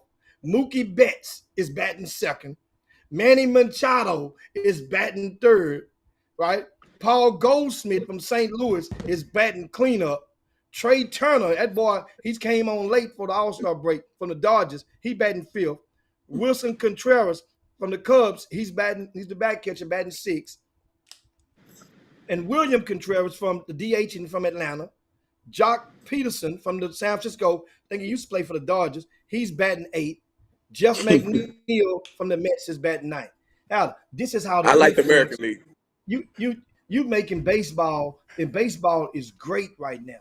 And that's what I'm saying about people of influence. You have influence over 1,000 people. I don't say golf is boring. No, I didn't say it was boring. I like Fernando Tatis. Okay, you like Mookie Betts. He's playing. I just called his name out. Fernando. And you don't like Mookie Betts no more? You said you like Mookie Betts. Can I change up? I like Soto now. Soto knocks. Hey, chicks love the long ball. Chicks love the long ball. That means they like Aaron Judge then and Carlos Stanton. I like them too. Let me tell you something, man. I'm gonna tell y'all again. Anybody that turned down $400 million, I like him. Listen, man. I went Guess to the what? Yankees game the Guess other day. what? Mookie Betts turned down the whole bag, turned down the bag, and it worked out for him. Then the Mookie Betts, Boston Red Sox offered Mookie Betts a bag. He turned it down and went to the Dodgers. It worked and got a pay raise. I mean, this dude is gonna get more money per year. Chris than Soto. How many minutes you gonna watch at All-Star game tonight? 0. How about that? Probably about 6 innings. 0. I said no. I'm talking about Chris. I know, man. I'm not interested. I can't do it. If I'm Fernando, gonna tell you something. I went to the Yankees game the other day, and when they played the Reds, and let me tell you something, man. I'm gonna tell you again. It ain't nothing like going to see a Yankee game. Oh, come on, man. I done been to Everybody know that. It's not even close, man. That's the Bronx Zoo. It's a different experience. It's a different experience, man. Yes. It's a different experience. It's a different experience. Even walking up. Even getting off the train, walking up. Dude, it's a different experience. I ain't never going over there by myself no more, though. Nah, it's not that bad over there. They got the cops over there blocked. It's like 9/11 over there. Shit, I don't trust the cops. They block it off. They block off Trump building. They block it off like they block off Trump building. I don't trust the cops. But now, hey Jimmy, when are the Yankees there next week? Because I'm in town next week, and we're going to see the Yankees. What day? I don't know. Let me look at it and see. They're in Houston. I can tell you that. And I ain't trying to force golf on nobody. Y'all don't have to play because I'm playing my ass off. I might go play this weekend. I mean tonight. McElroy, yo, you see what happened with David Faraday? You see what David Faraday doing? Let him get that bread. Come on now. Get that bread. Jay, hold up. If Liam Golf called me, it's want me to come announce, I'm going like a turkey through the cold. They might say, man. Hey, I'm gone. Hey, I'm sorry, Tiger. Nobody listen to Tiger no more. Tiger better get on the other side, play the senior tour, man. He need to leave it alone, man. Yeah, he getting old enough. His body broken up. What you about to say, Jimmy? What day the Yankees play the Astros? No, the Yankees come in town on Thursday for a doubleheader. This Thursday. Oh, Double man. header. Guess what? Double header. Guess what, Chris? So what? Don't nobody want to see no Yankees. And I do like Dusty Baker though. Say, man, you know what? Even New York Yankee fans know that they've mastered pretty much every team in the American League except for one, and that's the Houston Astros. Remember, we played 5 times against the Yankees this year. Take that over to your pub when you go, Chris. We played the Astros. Hey, who got the Yankees best rating 5 in times. baseball? Hey, Listen, who you got the played best rating in 5 baseball right games against now? us Who got this the year. best rating in baseball right now? That ain't got to do with it. Remember, Jimmy, you always bring that stuff up. No. Now you got to answer that one. what I'm saying. No, you What got to I'm answer saying that you- one, brother. what Who got I'm the best saying- record? hold on. Who got the best So- record? So I you just saying wanna know. cut me off and make me answer your question before I finish my question that I'm about to put in. Right? That's what you're saying. So me just stop in the middle of the freeway to let you get over. Yeah. Okay. Yeah. Okay. Yeah. Now, Do that meanwhile, BB, get over there. I find it, Chris. I find Look it. here. We played the Yankees 5 times this year. The Astros. Okay. Not one single time have the Astros had an at-bat when they were trailing against the Yankees. Okay. Not one time in 5 games. You know how many innings that is, Chris? That's a lot of innings. That's 45 innings. Straight innings. 45 innings. We've never bat against you guys while we were trailing in 5 Who games. is leading the MLB in wins right now? The all I want New to say. York Yankees. I like your question. What was the last 2 words you said? In Right now. baseball. You Right said now. Right now. Well, The because it's Yankees. All-Star Right. break right now. Right now. Hey, man, Right the You got, Yankees, hey, you man, got 2 L's waiting on you on Thursday. Oh, Laverne and Shirley. Remember Laverne? You got Laverne. the Yankees, man, You got Laverne. You got Laverne. You got the 2 Laverne shirts waiting on your ass on Hey, Thursday. listen, Jimmy. why if the Shirley ain't got no S and if the LeBron got an Yankees L? win, Jimmy, if the Yankees win, if they sweep them in a double hitter, you got to wear a pinstripe hat, pinstripe shirt, and you got to wear a Yankee hat on the chop shop. What you gonna wear when they don't? Houston stuff. Okay. I'll wear Houston stuff. You got to wear a Yankee stuff. Wear a Yankee hat and a Yankee pinstripe top. What's the bet? What's the bet, Chris? If you say if somebody gets swept, if either They one get swept. sweeps the other, Only a Oh, I don't like them kind of bets. Why? That's a good bet. and you know what? You know why I know the Astros want this series? Because they pretty much made a compact. Alvarez sitting down resting.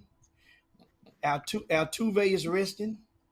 Remember, think about it. Altuve played the last 2 games for the Astros. He said, "No, I only want to test my knee. I don't know how it's going to respond coming in Thursday." And then Verlander say he resting. Dude, them dudes resting for these Yankees. Garrett Cole resting too. Hold on. They playing the All-Star game. One thing I can say about Mindy Collins, she know about this baseball. I didn't know they was rest. She said, "Jimmy, let's not get too cocky, Jimmy. We don't have a full team." Well, Boy, we'll be that coming woman, back. they'll be knowing about this baseball. But that's what I'm saying. If Alvarez, if he can clear off the injury list, this 10 days will be right at it on Wednesday or Thursday, I think. If he can clear and come back, mano. Listen, man, just get ready. I'm gonna give me a Yankee hat and I'm gonna give me a pen. I'm gonna be prepared because I get down there next week for my family reunion. I'm gonna bring my stuff for you. I'm gonna bring it for you. Who you like, Judge or Alvarez? What? Judge, man. I'm going with Judge. Judge, baby. The Judge, man. I love them Yankees, man. Hold up. I just like Alvarez. I love the Judge. You know, hey, I went to the game the other day, and they do the announcing, and they put all the guys' picture. I didn't realize Giancarlo Stanton was 6'6".